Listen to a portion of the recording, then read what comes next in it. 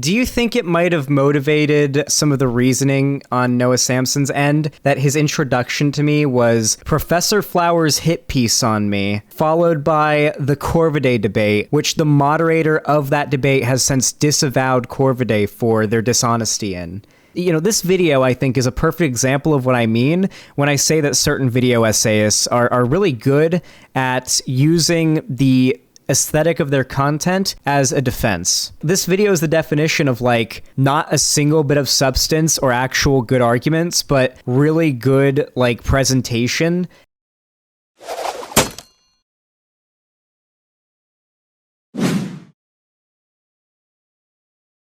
So a few weeks ago, I got myself embroiled in a little bit of Twitter drama. Twitter drama that up until today, if I'm being completely honest with you guys, I was under the impression was due to a misunderstanding, and I thought had been dealt with, but evidently it has not been. To give you the long and short of what happened, basically I was scrolling through Twitter one day, like 3-4 weeks ago, it's been a little while. I saw a tweet from Noah Samsen. Now, to give you a little bit of background on me and Noah Samsen's history, I just like kind of discovered his channel one day. It just popped up into my recommended and I watched some of his videos and I thought, some good stuff. And I hit subscribe. I think I followed him on Twitter too. Yeah, I did. I followed him on Twitter. I know for a fact I did. A little while later on, though, I'm streaming one day, and I think I mentioned Noah Samsen, and it was in a positive light. I think I mentioned liking one of his video essay videos he put out, like one of his like videos that he put out recently. And someone mentioned that Noah Samsen doesn't like me, and had sent me like a tweet or a clip. I don't exactly remember because it's been a while now, of Noah Samsen saying something pretty negative about me. I think it was something about me being ableist and using slurs, and that kind of upset me because that's just not true. It's just not a true thing about me. So I kind of got a little peeved by that, and my opinion of Noah Samsen was quite negative in my mind for a while. And so the thing that started this drama, the day that happened, I'm scrolling through Twitter and I see a tweet from Noah Samsen, who at this point I still follow, despite me having a bit of a more negative opinion of him at this point. I end up seeing him tweet that Vaush was wrong in the Professor Flowers conversation.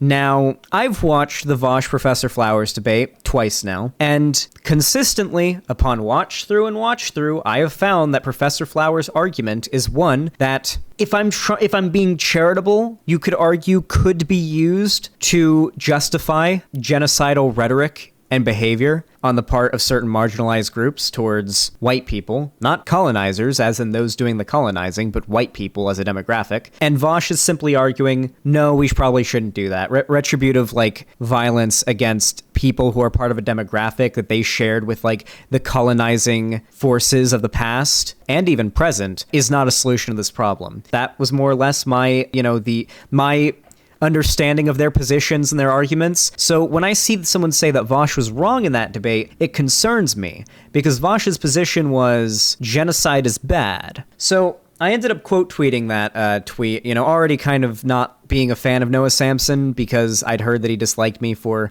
seemingly no reason. We'd never interacted before. And I quote tweet him and I go to town. I go nice and hard and I just tweet something mean, probably way meaner than was warranted, frankly, if I'm being completely honest. It was admittedly a moment of weakness on my part. And then he ended up quote tweeting me, and then I ended up quote tweeting him. We both said some nasty things back and forth to each other, and it got a little spicy. But after a few quote tweets of each other, I ended up asking, genuinely though, I am curious, what was your initial issue with me before this interaction? Because I want to know why Noah Samsen didn't like me prior to our whole drama we'd had just then. Like, what made Noah Samsen say those negative things about me initially? The things that I'd seen in that clip or that tweet or whatever. And he explains to me that he was under the impression that I regularly used the R slur, defended ableist rhetoric, and his evidence of that was the KORVIDAY debate. I think I could go into the KORVIDAY debate all day, going all the way to like how the moderator of that debate has since like denounced KORVIDAY as being a slimy piece of shit for the things that they've done involving me and the drama that they perpetuated. So I think that alone should probably be a pretty good like indictment of that debate and KORVIDAY, but obviously Noah Samsen was not aware of that, especially because in the same video he praises Vaush, who still regularly uses the R slur. Yeah, I don't use the R slur anymore, not like except for sometimes in quotes. I had that discussion with Cops Hate Mo, and that Cops Hate Mo video and that discussion is what convinced me to stop using the R slur and ableist rhetoric, as one might say. My general point is that was an outdated perspective on me. That was like the KORVIDAY debate had happened in 2019, and I'd stopped using the R slur and that ableist rhetoric he was under the impression I was still using in 2020.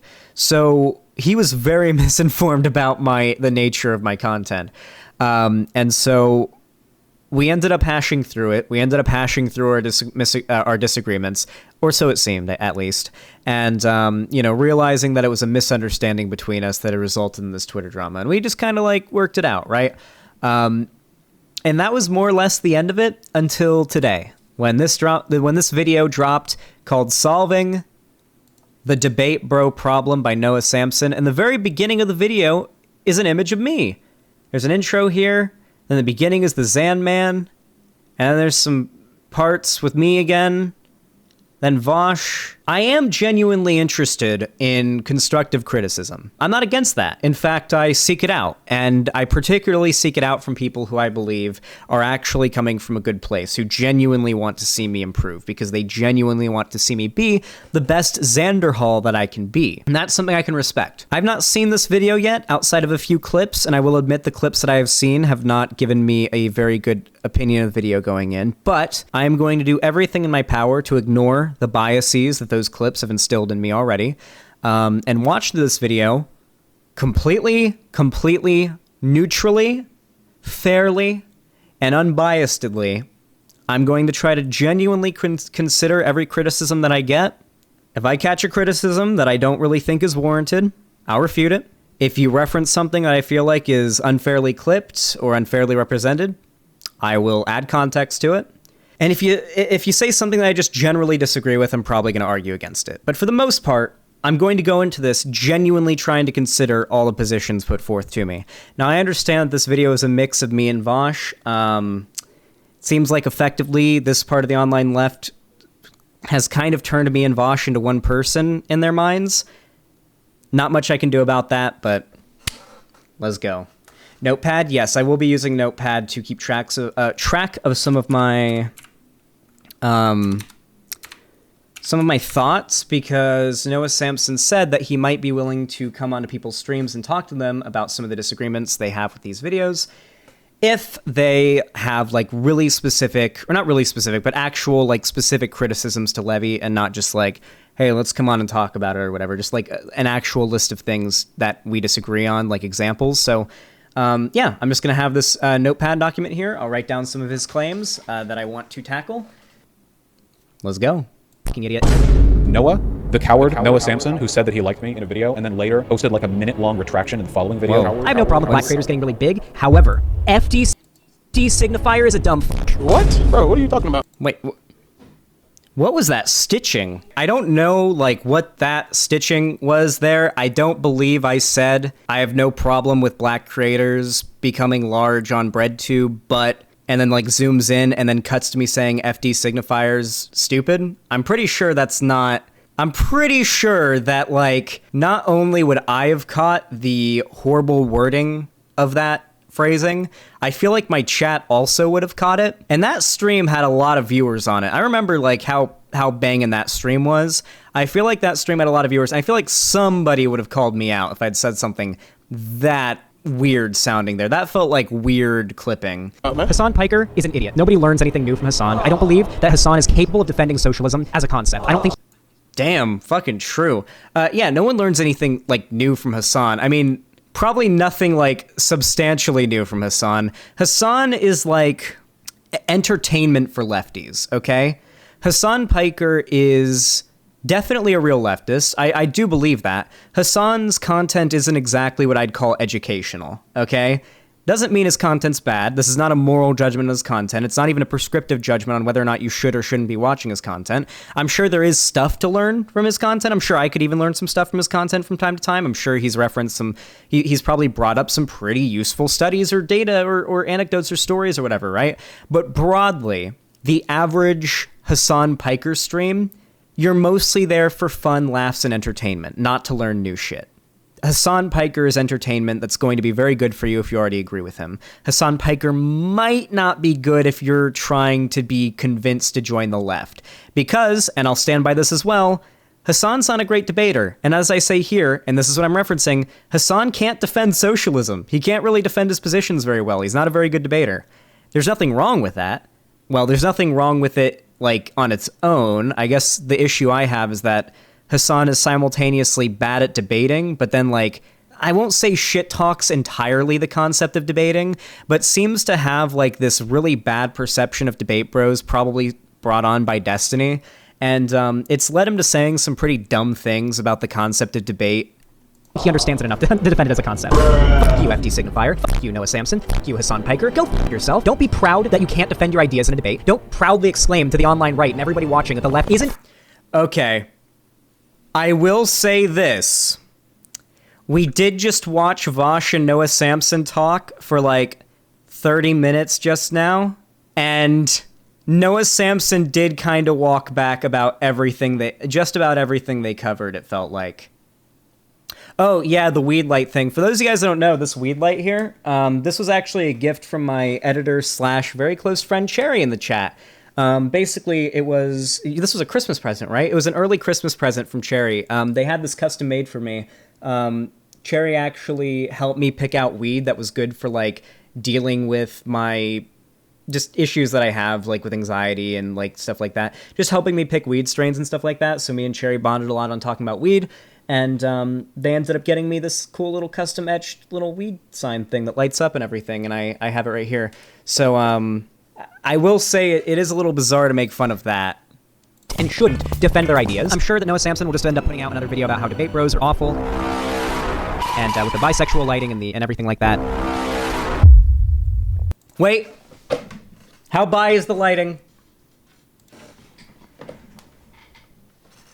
You know, the issue is that the blue overpowers the purple too much.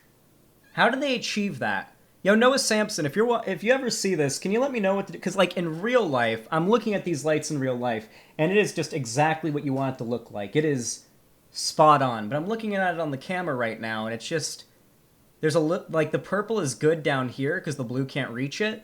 Like, maybe if I put the purple on either side, maybe, and it was like... Yeah, I don't know. Maybe we just need more purple light? I don't know. Listen, I try to do the bisexual lighting, okay? It just ended up looking blue, but you can see that I genuinely tried to come here with the video essayist spirit. Genuinely, though, I don't dislike video essay content. I don't. I just want to get that out of the way right now. Like, the format is fine. Generally, outside of the disagreements I have on this general, like, drama, I think their content is good. I even think the individuals doing the content tend to be okay. Like, as far as, like, humans go, I mean, I can't really tell much through the internet, but they seem to be okay people. My only issue is that it feels like they kind of have a little bit of, like, a high horse kind of attitude when it comes to, live streamed content, because their content's a little bit more higher effort insofar as the preparation that goes into it is concerned. Hi everyone, welcome back to this television show. I'm Noah Samsen, your host on google.com/youtube.com's best website, my channel. If you've got something that's gross or a little bit weird near you, like a garbage bag full of animal parts or something, get it out of there. Take out the trash. That's my #1 health foods tip of the day for today's day. Warning, warning, alert, alert, red alert, alert. I have some cleaning to do I have some room cleaning to do, guys. I was actually... Oh, did you change my lighting up? Hey, look how gay it looks. Guys, look how gay my lighting is. That's pretty gay. Alert, alert. This is not an anti-debate bro video. This video is, and I hope we can improve our online conduct and get better at recognizing white supremacist structures in leftist communities video. It just so happens that in order to do this, we need to use a couple of debate bros as our Caucasian punching bags. But they won't mind. As a matter of fact, they like it. They love it even. They love it when this happens to them, and we love to see it. This video is sponsored by White on White Crime. I'm here to correct the record on some falsehoods that are being spread around the D-boy zone, and also expand on my own personal criticisms of these spaces. I personally, and you can shit on the top of my head for saying this, but I personally think that people like Vaush have the ability to do a lot of good with their platforms. Teaching young people how to use arguments and rhetoric to push back against their 9 o'clock bedtimes for reasons not unrelated to gaming, spreading socialism with Discord characteristics across the globe. No, but seriously, I do appreciate what he and other members of the live streaming community do. It's a different skill set that's important to have, and denigrating this community from the outside is the last thing that I want to do. That being said, there are some clear problems with the way that debate spaces operate that will only continue to arise until they are properly addressed, so that's why I'm here. I can fix them. Obviously, that's not going to happen, but you know what they say, shoot for the moon, and when the bullet travels back to Earth, you'll kill a teenager in a nearby town. I brought a friend along with me for today's video. Why don't you come on out, buddy? Whoa, hey everybody, it's me, Good Faith Gary. This is Good Faith Gary. Everyone say That hello. Howdy, y'all. No, not you. I'm telling them to say hello to you. Oh, my bad. This thing reminds me of that one, like, monster creature. You guys ever watch Ed, Edd n Eddy when you were a kid? You guys remember that show on Cartoon Network, Ed, Edd n Eddy? You guys remember the studio that made that show and their horrific fucking logo that would play at the end of every episode that would be like nightmare fuel? It looks like they turned Clippy into like the art style of the logo that you see at the end of each Ed, Edd n Eddy episode. Oh god, none of you here get the reference that I'm making. Oh god, am I old? Is this what it feels like to be old? Oh my fucking god. Oh no. Wait, Gary, aren't you just Clippy from the Windows thing? I don't know who that is. I'm pretty sure you are, like that animated Microsoft. My name's Gary, so it's on my birth certificate. Okay, well, I've brought Good Faith Gary in to help us out by stepping in if I ever start acting in what debate streamers might deem bad faith. I'm gonna be looking out for any uncharitable, straw man, poisoning of the well style situations. Hopefully this will help keep the dialogue open, because honestly I don't trust myself enough to not be a dick to viewers of debate streamers, even though I used to be one of them. Yeah, you've been on leftist Twitter for a little too long, huh? Right. I'm Good Faith Gary, and I love to engage. Okay, man. Setting up shop in the marketplace of ideas. You can go now, but just ping me if you need to interject, okay? Alrighty, good faith to you and yours.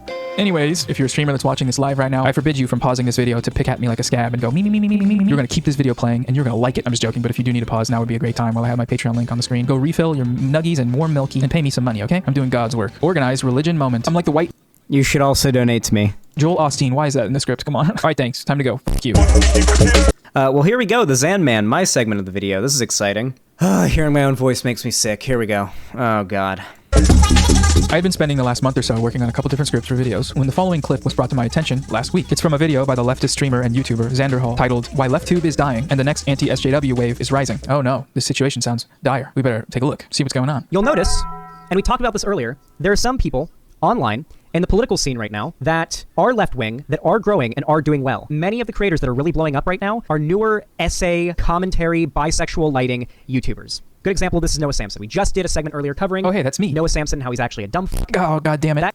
Wait, okay. I will say this. It does feel a little dishonest to me that Noah Samsen is taking clips of me shit-talking Noah prior to us hashing out the disagreement that we had, and then me apologizing. And then not only did I apologize for my, like, abrasiveness on stream and on Twitter, but I also put out a public statement both on stream and on Twitter saying, false alarm, never mind, it was a misunderstanding, Noah Samsen is cool, we're good, we worked it out.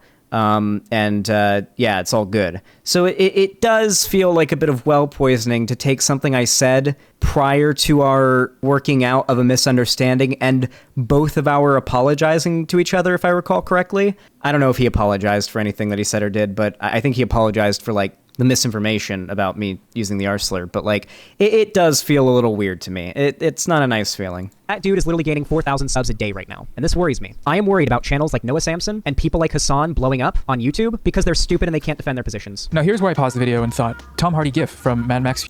I will admit, I was pretty spiteful here. I will admit, I do believe that a lot of the video essayist content, I think, there's a saying, okay?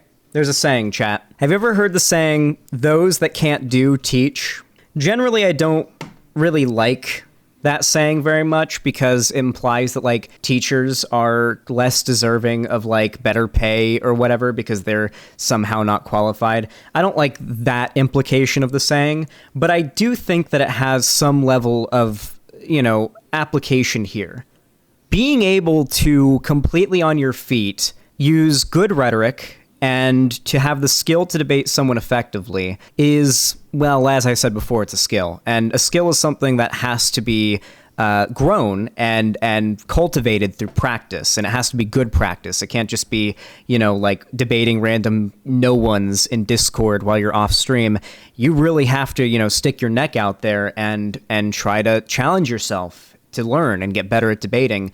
And it's a difficult skill. And many people aren't ready for the long, bumpy, uphill road that it is growing. And especially, if you're me at least, if you don't have any prior debate experience before doing this whole YouTube thing, having to learn how to do good rhetoric, learn these studies, these facts, these stats, these arguments that you need to use when debating, insert given conservative or right-wing figure. These are skills that it's just not for everybody. It really isn't. Not everybody can debate. That's not a moral condemnation. That's not me looking down on anybody. It's just a certain set of skills that some people either have the willpower or sometimes just the natural talent, or maybe just the perfect set of circumstances in their upbringing that led to them being very good at debating and arguing. Hint, hint, Destiny. That's a lot of where I think his skill comes from is, he's had that upbringing where he just played a lot of competitive games and got good at yelling and arguing with people. So he's just really good at thinking on his feet.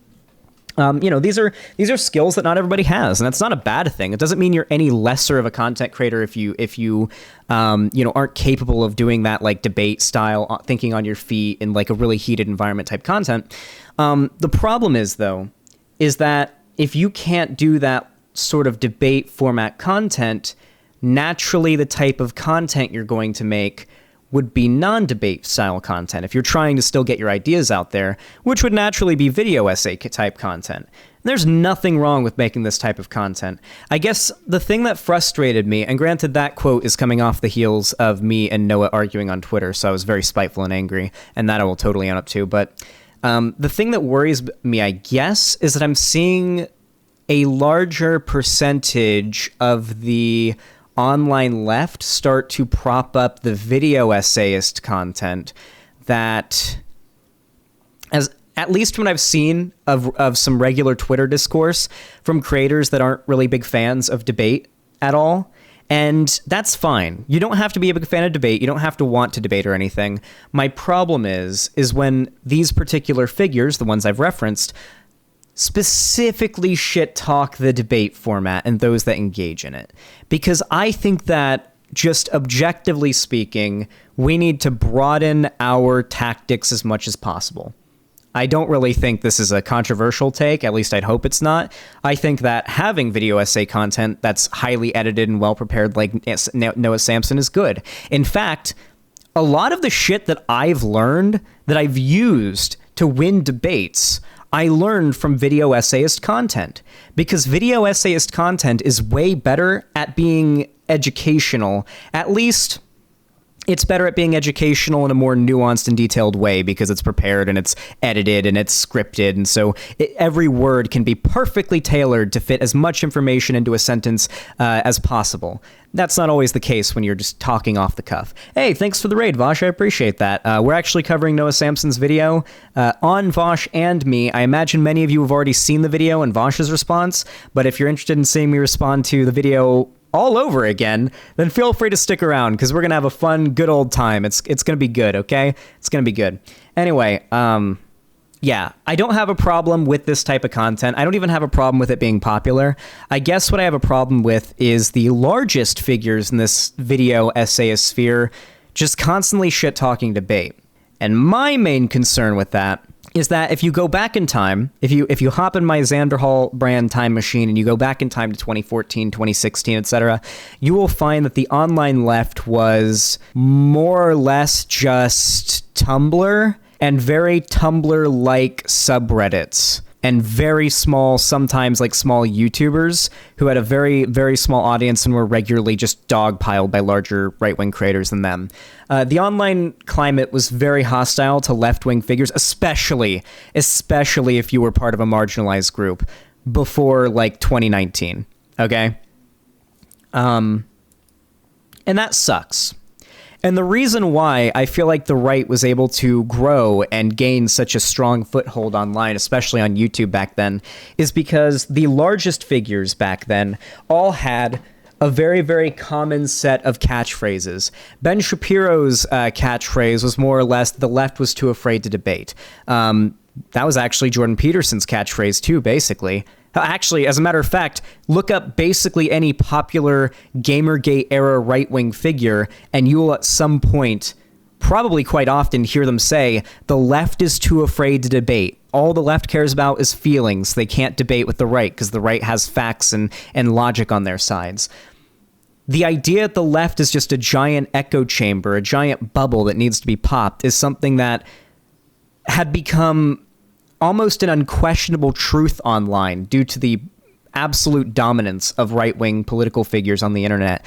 And when I see some of the larger left-wing figures start to say things that kind of support that talking point, it's a little concerning. It's a little bit concerning. It is. It's a bit concerning. Fury Road. That's bait, right? Has to be. Or maybe it's a performance. Like somebody forced an AI to watch debate streams for a year straight and then had it write a manifesto. And then microwaved Eminem for 20 seconds and had him read it at gunpoint. Can't defend their positions. So I kept watching the video. Okay. All right. I'm calling out Noah Samsen on this because this is classism. Noah Samsen just made a classist joke, and I'm going to explain why. All right? Here's the lowdown, okay? For those of you guys that don't know, just a straight ad hom? No, hold on. For those of you guys that don't know the background behind the blonde hair, a few months ago, I think it was back in November or December, my editor ran into some financial troubles. My editor / very close friend ran into some financial troubles and needed some money. And I just didn't have enough money to give to my editor on hand at the time. And so I ended up doing a fundraising stream. And to encourage and incentivize donations, the thing I decided to encourage people to subscribe and donate for was if we reached a certain dono goal, I would bleach my hair white on stream. And then I did it because we reached that goal and my editor got the money. And then, the whitish blonde hair ended up being kind of popular and it stuck around. I do need to redo it though, because the roots are really coming in like crazy. So first time viewer here, welcome. Good to see you, all the first time people here. I do see a lot of clocks next to people's names in website chat today. Still eternally grateful for that, Xanderhal. You seriously have no idea. Yeah, that's why it's always so weird to me when people make fun of me for the hair thing, because it was like the hair thing was a thing that I did to help a friend in a bad financial situation. Like, are you sure that's the dig you want to take? Because, I support small gamers. And that's when I saw this. Xanderhal responds to a message in the chat that mentions several popular black leftist creators by name, some of whom are relatively new to YouTube. Try giving more examples, lol. Progressive / leftist channels by black creators have been getting really big this past year, for example. I'm so glad you brought this up! I'm so glad.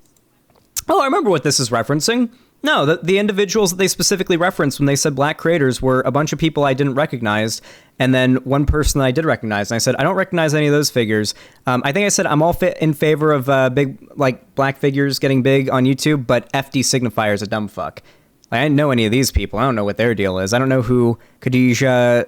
I'm sorry. I can't pronounce. I can't pronounce that. I'm not even gonna try. Just be offensive. Is that racist? I don't know. You guys will have to let me know. Hey, you guys want to support a small black debate bro streamer creator? Go follow a pillow on YouTube. ! A pillow in website chat to get the YouTube link. Go subscribe. Really big this past year, for example. I'm so glad you brought this up. I'm so glad you brought this up because some of the examples you list here, I know these people and they're exactly the problem I'm talking about. These people, sorry. I have no problem with black creators getting really big. However, when you give me a list of people and I refer to that list of people as these people, is that supposed to make it look like I'm saying these people referring to black people? Is that the intent of that? Dude, we're 6 minutes in. Come on. The amount of well poisoning that's been done here already is insane. Come on, Noah. let me check something really quick. FD Signifier is a dumb fuck. I'm sorry, guys. I'm sorry. Okay, so he's definitely doing a little bit of trolling. Why else would someone say something like that about FD Signifier of all people? The final boss of the wise uncles of YouTube.com. If he isn't baiting us for hate clicks here and has just deemed himself the racial arbiter of who's allowed to make left-wing YouTube content, then that's not much. Wait, hold on. Somebody asked me what my opinion was on those figures, and I said one of those people, specifically FD Signifier, who I dislike, and I've got my reasons for disliking, I just said they're dumb. I didn't say that FD signifier shouldn't be making content or shouldn't have a platform. Write that down? Yeah, hold on. Yeah. I never said FD signifier shouldn't make content. There we go. Write that one down. Save that one for later. Hey, Merrick. Oh, by the way, yeah, we got like 436 people here. Thanks for the raid, Vaush. I appreciate that. What's up, everybody? Welcome, welcome, welcome. I love having you all here. Enjoy your time. We got free Diet Coke. We got free Diet Cock. We've also got free non-Diet Cock. We've also got dicks. Okay, let's just resume the video, please. Better, is it? Nope. Oh, I'm fine with black people coming onto LeftTube. But I have some conditions. Seems pretty weird. Earlier in this stream, he goes over how his channel is, well, dying. It's a pretty unfortunate It's actually not dying. You can even see my channel on the upturn. This is for January, so this one hadn't even updated yet. I actually gained this month, the month of December, the month before this one, I gained 400 subs. Do you want to know how many subs I gained in this month? It doesn't update till the end. Do you want to know how many subs I gained in this month? January, the one that appeared here? Nearly 3,000 subs that month. The reason why I talked about my channel taking a hit was not because of the egregious false strikes that YouTube had levied my way. False strikes so egregious, in fact, that large mainstream YouTubers... A strike so egregious, by the way, that large mainstream YouTubers such as Scarce actually not only shouted me out, but covered my false strike as an example of a false strike that YouTube did back when all of that happened. But I was more so referring, like, I went over a bunch of left-wing channels. I had people link me social blades for a shit ton of left-wing channels, and one of them was mine. And then I was, like, comparing their performance before Biden got elected to their performance after Biden got elected, including mine. And I was making a point about how left-wing content online has been on a downturn since Biden got elected. That was literally the only point I was making. Also, as I said before, channel's not dying. Nice try. I see what you were trying to do there, Noah Samsen. I see what you were trying to do there. Slip it in the bit before you say that he gained the slipping in the bit before where I say that you gained 4,000 subs that month, and then slip in the bit here where you say that my channel is dying, but you don't actually play the clip because that's not what I said.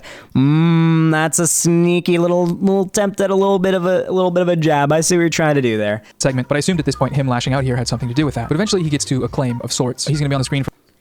It's not. My channel's popping off right now. Like my channel, unironically, right now, is actually doing almost as well as it's done at my peak. All of my metrics as far as YouTube are concerned are just about where they were back then. My point was, though, is that despite that, the general trend is that right-wing channels are gaining more subs faster than even Noah Samsen is. Even the quartering currently is actually seeing more online relevance and growth. Someone who previously was actually starting to plateau is actually starting to really pick up steam again, following like the recent trend towards the right.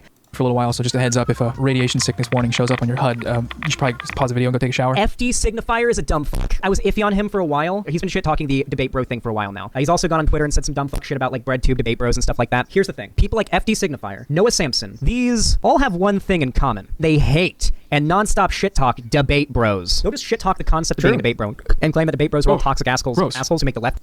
I live stream. I can't really stop myself from burping. Worse, you're starting to see that rhetoric get really popular among the left right now. You guys notice how everyone I meet and interact with in my life ends up calling me an asshole? It's so weird. That rhetoric is getting really popular. That's...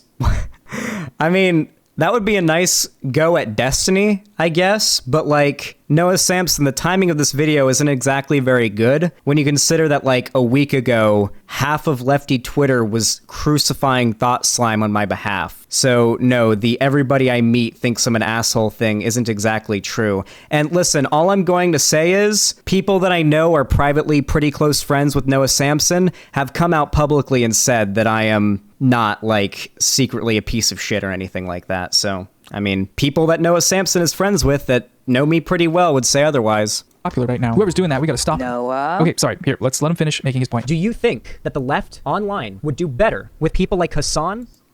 Also, no, the people who are popular right now are on the right. The lefties who are popular right now, I mean, the lefties who are popular have always been, like, video essay content. Like, ContraPoints is the biggest left-wing, like, YouTuber, okay? And everybody worships her, including myself, basically. I mean, not worship, but, you know, we like ContraPoints, okay? We all have a positive opinion of her, and she makes video essay content. We aren't opposed to video essay content. The difference is, have you ever seen ContraPoints come out and, like, smugly subtweet some debate streamer giving off an air as though the content she makes is, like, better than debate streamers? No. She's not high-horsey about her content. She's even actually made playful jabs at Debate Bro content. She's made playful jabs at them. I'm pretty sure. Remember when she did the video about talking about Donkey Kong trans rights? Like, she's made, like, playful jabs and jokes about, like, the white debate bros arguing in favor of being trans, and they're completely, like, innocuous. Like, nobody was offended by them because it's pretty clear they're coming from a genuine place, a place of genuine, you know, not concern, but genuine, like, you know, respect for the type of content. I guess the issue that I have is that I want this sort of like video essay content and this debate live stream style content to work hand in hand. My ideal world is one in which FD Signifier puts out a new video, and then I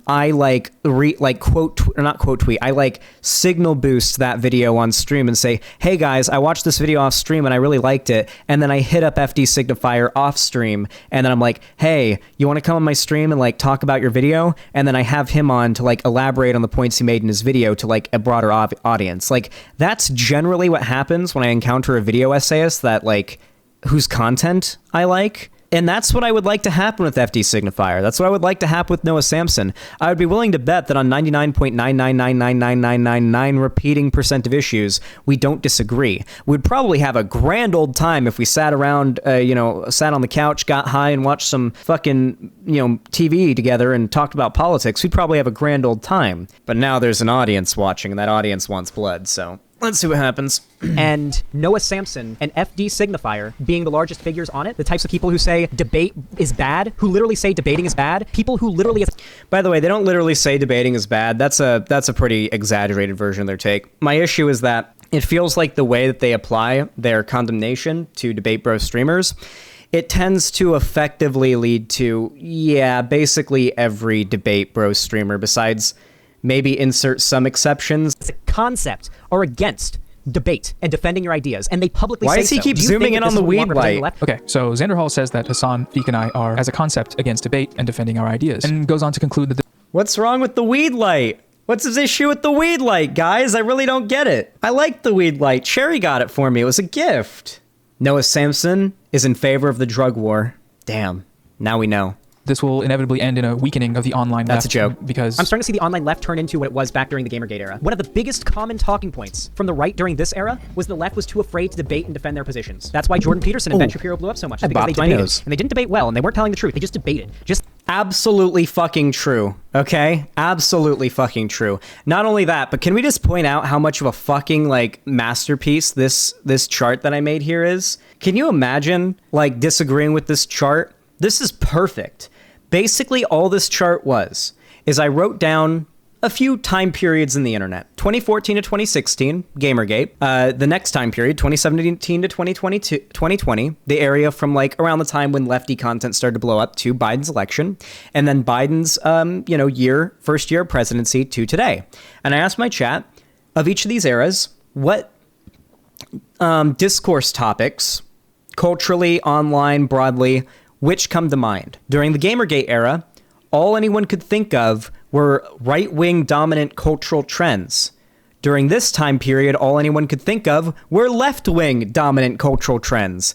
And God knows it, ever since 2021, all anybody can think of are right-wing cultural trends again, because the right is far more dominant in the political space right now, not on a policy and an electoral level necessarily, except for in red states, of course, though that's probably going to change when the midterms happen. It's going to get a lot redder when the midterms happen, but for now at least, Dems are mostly in the majority. But as far as internet culture is concerned, and internet culture is relevant, there are genuine arguments to be made that that the culture of the internet did contribute to Trump's election, or at the very least, helped. I do think it's relevant. And my goal is to argue against the right-wing figures that are influencing online culture in a more conservative direction, and to fight against that push, to sort of like neutralize that push. The fact they were willing to debate gave them more credibility than the left, because nobody on the left wanted to debate. Yes, famously credible intellectuals Jordan Peterson and Ben Shapiro. Wait, Noah. Wait, how did that go over his head? How did that go over his head? All I said was the fact that they were willing to debate gave them a lot of credibility, even if they were wrong and bad at debating. It's because no prominent left-wing figures came out to debate them and to push against their rhetoric.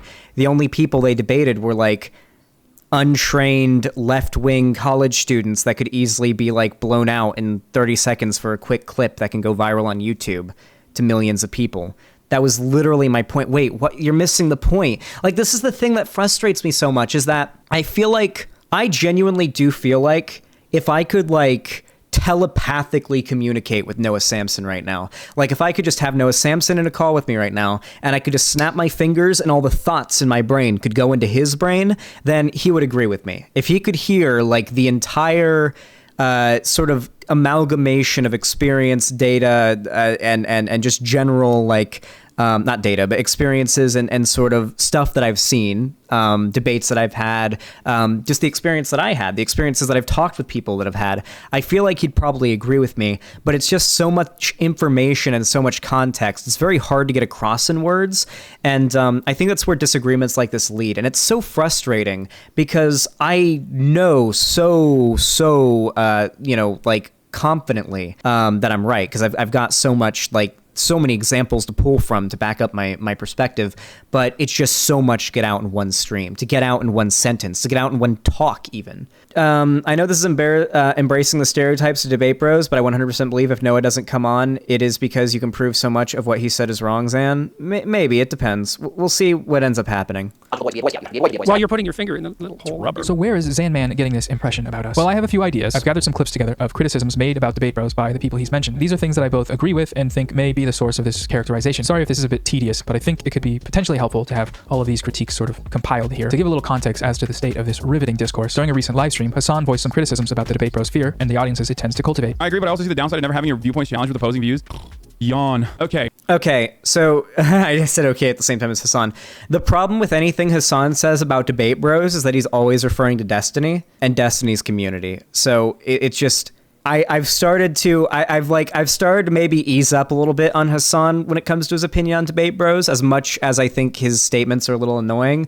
But when I remember, he's just talking about Destiny, then I'm like, all right, he's not talking about me. He's not talking about Vaush. He's not talking about any of my friends like Shark or Demon Mama or Denims or anybody who does debate stuff or live stream content. He's talking about Destiny. And maybe some of what he's saying is warranted, because Destiny is his own can of worms to open. Hey, here's the thing. This notion that you are having your opinions challenged in the marketplace of ideas is a silly one. That would make Ben Shapiro the most intelligent person on the internet. This is why I absolutely fucking despise debate bros, because you don't care about the actual morality behind the ideology that you supposedly believe in. You don't care about the outcomes. You do not have like a well-grounded materialist perspective on issues. You are simply going towards who is the most powerful intellectual gladiator. FD Signifiers Break Bread is okay, yeah, he's referring to DGGers there. It's a video that covers the history and current state of BreadTube or LeftTube and the barriers posed to non-white creators on this platform. There's a section in this video that had some things to say about debate bros. Let's take a look at a clip. And this problem with debate bros and their fandom, who understand make up a very significant chunk of LeftTube viewing, including my own, is the problem of most white LeftTube, both creators and consumers, which is, for all of the theory and research and outward rejection of white supremacy on paper, the vast majority have not taken the time to dismantle the white racial frame through which they see the world. So even with the best intentions, the behavior and viewpoints born out of this space is still going to be rooted in racist frameworks unless the concept of whiteness is addressed. Essentially, if you read Marx and Trotsky and Gramsci and What You Want to Do Ski and whomever else, but not Du Bois, Fanon, Hooks, Crenshaw, etc., you might be a leftist white supremacist. And thus this... What was that about me being out of line saying FD Signifier was a dumb fuck? Listen, I guess you could make the argument that if somebody has gone out of the way to read a bunch of white leftist theorists but has not read like a single black leftist theorist, then that's pretty sussy-wussy, because if you've really done that much reading and you've somehow neglected black theorists of leftism, that's definitely maybe a little bit sus, though possibly a coincidence. But like, what a weird thing to say in principle, though. Like, Aren't Debate Bro streamers notorious for not reading theory? In fact, most Debate Bro streamers are notorious for not even really talking about theory, even if they have read it. Because, and I'm going to be completely honest with you here, and every single any streamer who covers politics knows this, theory is the most, theory, policy, and like anything dry philosophy related is about the most boring, worst possible content you can do because no one watches it. Nobody wants to watch it. Your viewership's going to go down the shitter. It's just not what people are there to see. So the vast majority of live stream content creators, debate bros as they say, are actually out there covering social issues. I'd be willing to wager 85% of the content I make is like attacking racism, transphobia, and homophobia. And then obviously other forms of like bigotry. Not talking about like capitalism and socialism and stuff like that. Same goes for Vaush and Demon Mama and like Denims and Conyer and like and Shark and I imagine a Pillow too, as from what I've seen of their content so far. Like every debate streamer, live content creator I can think of makes content massively disproportionately focused on social issues as opposed to like economic ones. And that's because the social issues are, one, a little bit more tangible and easy to change in our world, and two, more entertaining to talk about because, let's be real, shitting on racists and shitting on transphobes is way more fun than a deep, nuance-filled takedown of some theory stuff about leftism, okay? It's just better content, and it's more fun to make. Colors the nature of leftist content and inadvertently makes things dangerous for the marginalized voices that get caught in the wake of this highly toxic, highly negative energy. If that last part sounded oddly specific, don't worry, we'll get to that. Foreshadowing is a narrative technique when you talk about something and you talk about it. He's again, doing my that. most vocal criticism of Debate Bros came in the follow-up video to my LeftTube guide with a section on Debate Bros. Not gonna lie, I wrote that script in about an hour, so not my cleanest work. I also played some out-of-context clips of Vaush. It was meant to be a joke, but it ended up just being me playing out-of-context clips of Vaush. So to the gamer gods, I formally and humbly apologize. To repent for my clip chimping sins, I will be live streaming Dark Souls this week, so make sure to press. He's clip chimped the fuck out of me in this video, so you do have to repent with more Dark Souls. In fact, I request that you repent by playing Elden Ring with me on stream, if that game has multiplayer. I actually don't know yet. Subscribe and hit that fucking bell, you piece of shit, you little shitworm. But the point of that section was to document some of the problems with Debate Bros that I had missed in my initial video, where I promoted a bunch of people, some of them rather uncritically. My main points were, don't rely on debate streamers as your sole source of information, and don't take anything your gamer of choice says at face value. And these are things nobody disagrees with this, okay? Don't take anything I ever say at face value, okay? Just don't, all right? What I say, okay, just because I do tend to be pretty on the ball when it comes to most things all the time, you still shouldn't take what I say at face value. Because if you hear me say, I do think it's good praxis to try to teach people how to argue in favor of their ideas. I think video essay content is very good at educating you and giving you the facts you need on that side of things. I think debate content is very good at teaching you the rhetoric you need to be good at debate. Don't get me wrong, you can learn good facts from debate content too, but generally you're going to get a higher concentration of educational content from a video essayist. that I stand by. They're also particularly relevant to today's video. Now, when Xanderhal takes what we've said here and elevates it to the claim that we are against debate as a concept, well, this is just not true. I'm going to play some clips that refute this point now. Again, incredibly tedious, I apologize, but potentially help. As I said before, me saying that they're against debate as a concept is a little bit hyperbolic, though I will say the way that they issue out their criticism does feel like there's not many debate live streamers that don't fall in the web of not good enough. And it really does always feel like, it really does always seem to be me and Vaush, right? Like, you know, sometimes Destiny too, but as far as like leftists attacking other leftist streamers, I know me and Vaush are like the largest ones, I guess, besides, I guess, like the Surfs and some other people. But like, as far as YouTube is concerned, in terms of sub count, me and Vaush are like the largest and probably most well known, and we always tend to get like the most shit, I feel like. And, you know, that can definitely sort of warp your perspective, I think, you know? Helpful for context and also to prove that we are... Demon Mama gets a ton too? Yeah, but not from leftists. Demon Mama gets her shit... Demon Mama gets shit from liberal DGGers and conservatives. Coming in good faith when we criticize debate bros. Pandering to the good faith gaze, if you will. Here is Hassan from that same segment of his stream where he acknowledges the utility of debate. I'm not saying that, like, there is no value to responding or learning and recognizing the talking points that right-wingers engage in. Of course there is. People, especially right-wingers in general, love to arm themselves with the same talking points that they're disseminating out of think tanks. Unless you're talking to, like, a total dumbass right-winger, you're gonna hear some fucking takes that you will hear from Ben Shapiro verbatim. So there is value to... The Hassan one's a bad example because when Hassan is shit-talking debate bros. He's shit talking Destiny and DGGers and Destiny's orbiters. Learning what those talking points are and understanding why they're fucking stupid. Here is Feek opening the debate bro section in Break Bread with some concessions. And to be fair, if I had it in me to watch the 3 and 4 hour streams of these guys talking and playing video games, I doubt I would have anything negative to say about 95% of what they do on stream. And I understand that when you're talking for that long, you're liable to say some things that maybe you wish you hadn't said. I don't individually think that these are bad people or even that they need to be ousted from the left. I think that that very concept of ousting people is part of the problem, really. Look at all that good faith. So much good faith. You're not even gonna believe how much faith.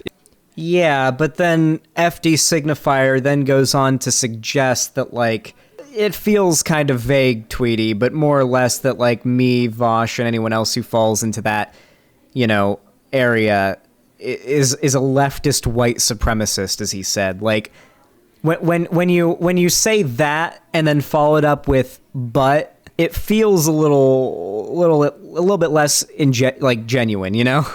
Is good in there. Good faith all the time. One of the things I hear thrown around the debate zone a lot is the actions speak louder than words. FD Signifier seems to do nothing but disparage debate style content and those that make it. So his one little caveat there at the beginning that felt like a shield to avoid criticism, at least to me when I watched the video. Concept of the left having a diversity of tactics. So different styles of content for different audiences, all with the intent of spreading leftism as far and wide as possible. And on a macro lens, the better we are at making this content, the more views it gets, and the wider audiences are cultivated, the better off we will be. Because this will mean less people gravitating towards right-wing content and more people learning about socialism. And that all sounds good to me. True. No notes. I'm so proud of you. Thanks. Okay, well, one note. Is what we do on here an actual political force, or is it entertainment? If so, how can that be quantified? It's both. It's both. Okay, listen. What I do is essentially a more scuffed, sort of makeshift ragtag version of what, like, John Oliver does, you know? Where it's, like, clearly the main point is entertainment. Like, you're meant to watch it, and if his comedy is your cup of tea, to laugh and have fun. But at the end of the day, it is a political message wrapped up in entertainment. So the main goal of my content, as I am a YouTuber at the end of the day, is to be entertaining. Nobody watches you if you're not entertaining. You have to be entertaining first and foremost. Secondly, you have to provide the political content, like the actual arguments, the convincing statements, the statements that you're making that are meant to convince people to actually take up left-wing positions. You have to include those as well. Those are what actually change minds. Quantified. If not, just how much are we overvaluing our utility to society beyond carving out a new consumer demographic of leftist? But by the way, okay, I'm not, like, delusional about the extent that my political sort of stuff reaches, okay? I'm very much not. I very much recognize that all I am at the end of the day is some asshole on the internet who boots up his camera and OBS and some chats every day or two and streams to a few hundred people, uploads some videos to anywhere from a few thousand to a few tens of thousands to sometimes a couple 100,000 viewers. And, you know, I influence some people to move a bit more left-wing. Maybe they end up voting that way. Maybe they end up getting involved in actual direct action. But at the end of the day, the extent of my skill set, the extent of my ability is to create entertaining content that pushes people to the left. That is my job at the end of the day, and that is all that I can really do. Content. If the style of leftism I want to promote is different than your style, and it's a style that you don't like, is this going to be an issue? Are you going to use your large... No. In fact, I like Noah's style of content. Like, unironically, I actually do like... I was going to try to open up his channel, but for some reason it wouldn't, like, open thing in a tab. I mean, I was going to go over, like, some of his videos that I like, but, I mean, I can just say I do like some of Noah's videos. Like, I like his format. His editing is good.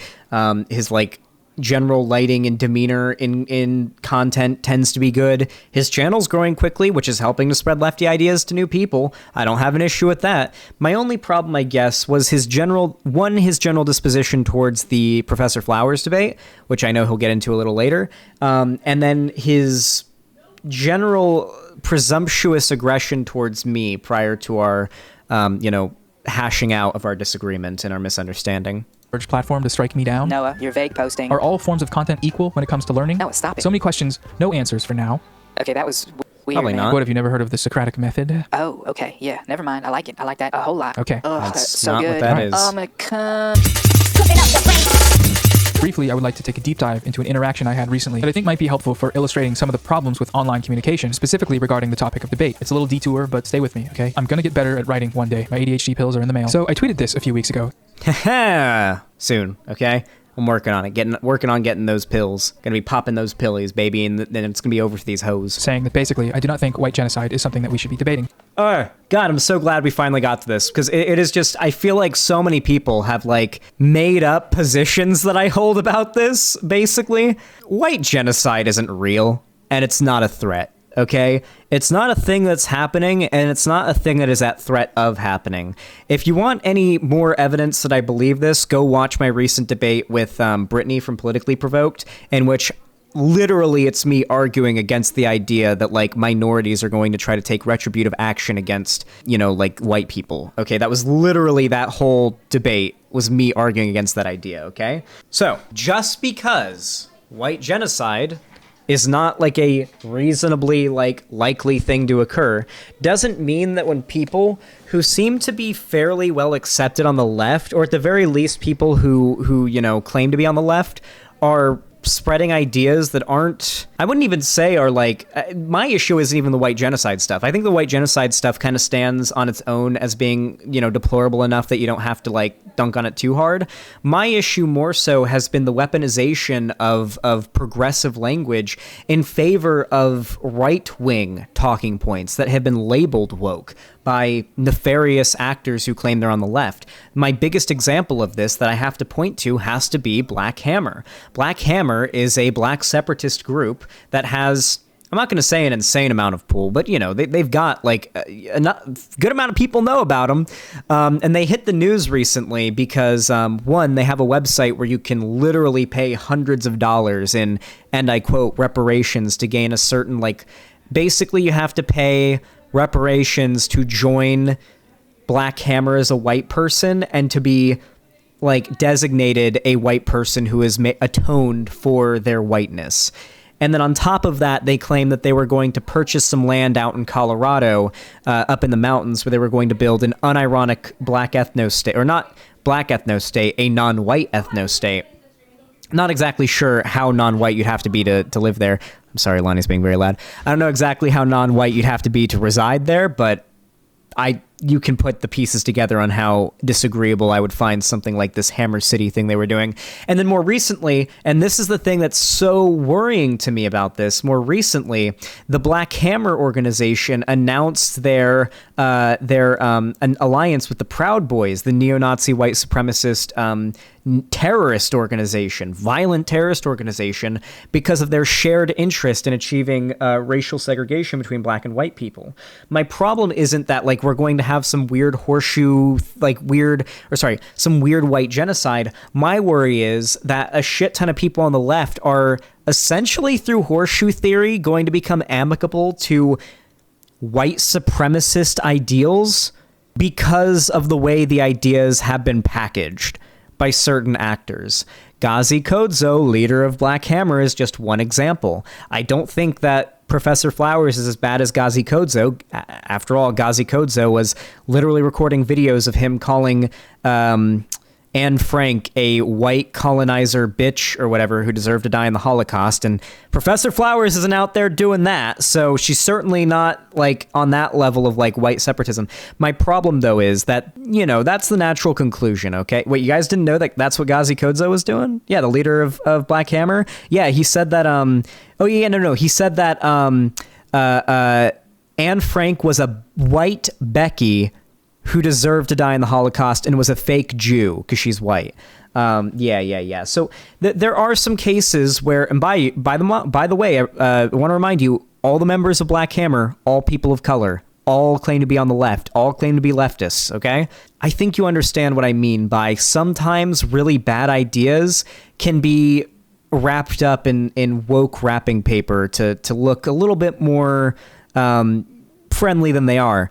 The right does the same thing to normies. Do you think normies are getting pulled to Nazism, like, in a day? You think they're going straight from, like, watching Joe Rogan to, like, neo-Nazi content?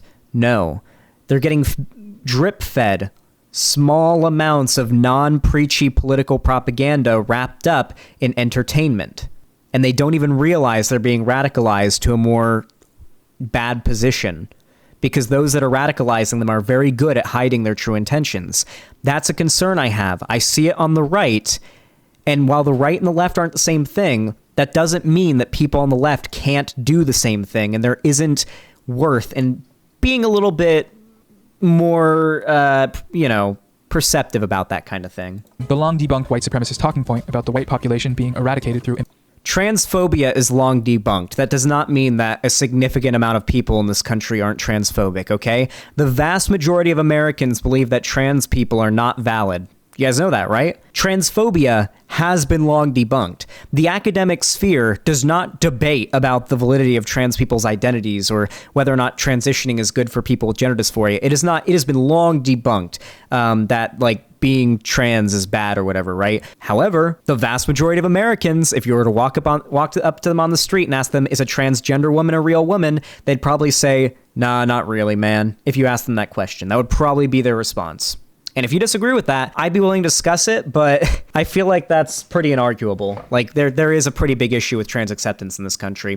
Pretty big issue with trans acceptance all around the world. Immigration. Gary, I need you. Hey, y'all. Explain to them why this tweet is a problem for you and your people over there. Gladly. In the debate sphere, there's a conception of the archetypal Twitter lefty that says things like, human rights aren't up for debate, or it's not my job to educate you. I will say, I like this good faith Gary character because I am seeing some unironic, actual acknowledgments of good arguments that people on my side of things have made, and at least acknowledging them, even if the responses aren't the best. That's nice, at least. Gladly. In the debate sphere, there's a conception of the archetypal Twitter lefty that says things like, human rights aren't up for debate, or it's not my job to educate you. This, in our minds, inhibits the left's ability to argue for concrete policy positions, because if we can't have difficult conversations, we can't... That's not exactly the thing, though. I have no issue with people who... I don't actually have an issue with those that genuinely believe human rights aren't up for debate, or... they're wrong, because technically anything is up for debate as long as there's people who disagree and have some level of power to implement policy that disagrees with that reality of the world, which is that human rights should not be up for debate. It should be the shirt. Or it's not my job to educate you. You can be that person, and that's fine, okay? It is not your job to educate anybody. That's completely true. Solve difficult problems. This might have been what Xanderhal was referencing when he was talking about you being unwilling to debate. His tweet plays into that stereotype and makes you look really dumb. That's me quoting them. I don't. So more so what I was saying is that when people are open, the largest figure, not the largest, but when some prominent figures in the left are coming out and having takes like that, it feels like almost like, oh, well, any right-wing figure that wants to say the left is too afraid to debate can just screenshot that and then show that in their little video, and boom, just a nice little mortar shell of ammo the right has against the left now. It's a little concerning to me. I do care about optics. I don't think we should ever abandon principles for optics. I've made that very clear. But I don't think that just engaging in bad optics for the hell of it, that's pointless. How does discouraging anti-intellectual behavior, and I say that in a very, very tongue-in-cheek way, because what we do here is hardly intellectualism, but you know what I mean. How I feel like wanting to speak out against it and denounce that in the left, I don't feel like that's bad advocacy. I don't think that's bad praxis, if you want to call it that. I don't think you're dumb. No, I think you're a nice enough guy. Thanks, Gary. Maybe it'll be useful if you just clarify what you meant here. Sure, Gary. Sounds good. As long as racist and fascist and other bad ideas exist, they should be challenged. Whether that's through debate, essays, one-on-one communication, iMessage, Tinder, Hinge, writing it on the ground in the woods, whatever. Someone pointed out the fact that Tucker Carlson goes on his show every night and uses white genocide rhetoric for hours on end in front of millions of people. That's a good point. It's not like it's not happening. As much as I'd love to be able to say white genocide doesn't exist and be done with it, because it doesn't, I recognize that for other... Well, the problem here is that it feels like the amount of people who genuinely believe in white genocide is enough people that they can actually have a significant sway over, the vote. Trump won the election on a narrative that society, that PC culture, taking you guys back to 2016, by the way. If you guys remember Trump's talking points during 2015 and 2016, it was all about how, men, straight white men generally, are being, hindered by PC culture, too afraid to say it how it is, and he's the one exception. He's the one straight white guy who isn't afraid to say it how it really is. That was Trump's appeal. And I feel like when we're getting more of that now because we're seeing the right get more back into that about how like they're the ones who are willing to say it how it is. Cancel culture has gone too far. What is the difference between how everyone used to say PC culture has gone too far and cancel culture has gone too far? It's the same fucking thing. We've gone full circle. I know I keep saying it, but it really is just true. Even putting aside like the dip in growth of basically like the vast majority of LeftTube, yeah, the right is growing. The right is growing way faster than even the largest left-wing figures are growing, just broadly, and it's a concern. Other people in different areas of the political spectrum. It's not that simple, especially in the general American population. A concerning we still got a lot of work concern. to do, getting them caught up. Here's the original image that led me to tweeting this. This image to me is what sociologists might call sussy-wussy. Two white dudes on a live stream titled "Debating White Genocide, Racism. Is it really that bad?" But click it though. But Noah, just click it. Political spectrum. It's not that simple, especially in the general American population. We still got a lot of work to do, getting them caught up. Here's the original image that. But Noah, you should know Destiny and Dylan Burns aren't white supremacists. You should know they don't believe in white genocide. You should know this is clearly two white dudes debating Nazis and debunking the white genocide conspiracy theory to an audience of, on Dylan Burns' side, 611. On Destiny's side, thousands more at least. Is this not a good thing? I know that, like, just looking at this, I guess on surface level, there is something comedic about two white people. I mean, Destiny identifies as non-binary, so I'm not going to say two white men, but two white people, like, sitting on a panel and talking about, like, white genocide, or at least so it looks in this image. But when you actually watch it and you know the context of this is very clearly a pretty damn good debunk of white genocide. Dylan has his shit together, okay? Dylan knows how to debate. Destiny definitely knows how to debate. I'm sure they did a plenty good job in the eyes of these viewers of BTFOing white genocide ideology, or white genocide believing ideology. Led me to tweeting this. This image to me is what sociologists might call sussy-wussy. Two white dudes on a live stream titled "Debating White Genocide, Racism. Is it really that bad?" Noah, I can understand why this looks problematic to you, but the thing is, those dudes were actually providing arguments against it. Right. And that's good, right? Yeah. Somebody's got to do it. I suppose that's true. However, my disdain for the idea of still having to debate things like white genocide comes from somewhere. Mainly, it comes from the part of me that feels like the real-world significance of de-radicalization by YouTube content has a tendency to be overstated online. Or, to put it another way, converting to leftism by consuming debate content. Listen, to be clear, there is not, like, even back during, like, 2019, there was not, like, an actual huge swath of people that's as significant as, like, BreadTube did not make Trump lose his re-election, okay? BreadTube wasn't, like, the thing that came along and, like, pushed society to the left. BreadTube's popularity, Noah's popularity, my popularity, Vaush's popularity, the popularity of all these figures literally came about because they made content, we made content at the right time, at the right place at the right time, okay? At the time when all of us started blowing up was a time when the right just didn't have very good optics, okay? There had recently been the Christchurch shooting, in which a white nationalist who had written a manifesto describing his radicalization from just being like a normie to being a literal neo-Nazi from watching YouTube content ended up happening, which gained literal, like, international level, like worldwide level of news coverage. On top of that, Caleb Kane, aka Faraday Speaks, had his interview with the New York Times come out, in which he, talked about his journey, and then his video, of course, dropped. There was obviously my interview I did with NPR and the New York Times following that. Just a lot of things, and then, of course, there was, like, Charlottesville and how bad that made the right look, and Trump just generally fucking everything up across the board. Just a lot of things fell into line culturally that made the broader populace more susceptible to left-wing ideas than right-wing ideas at that time.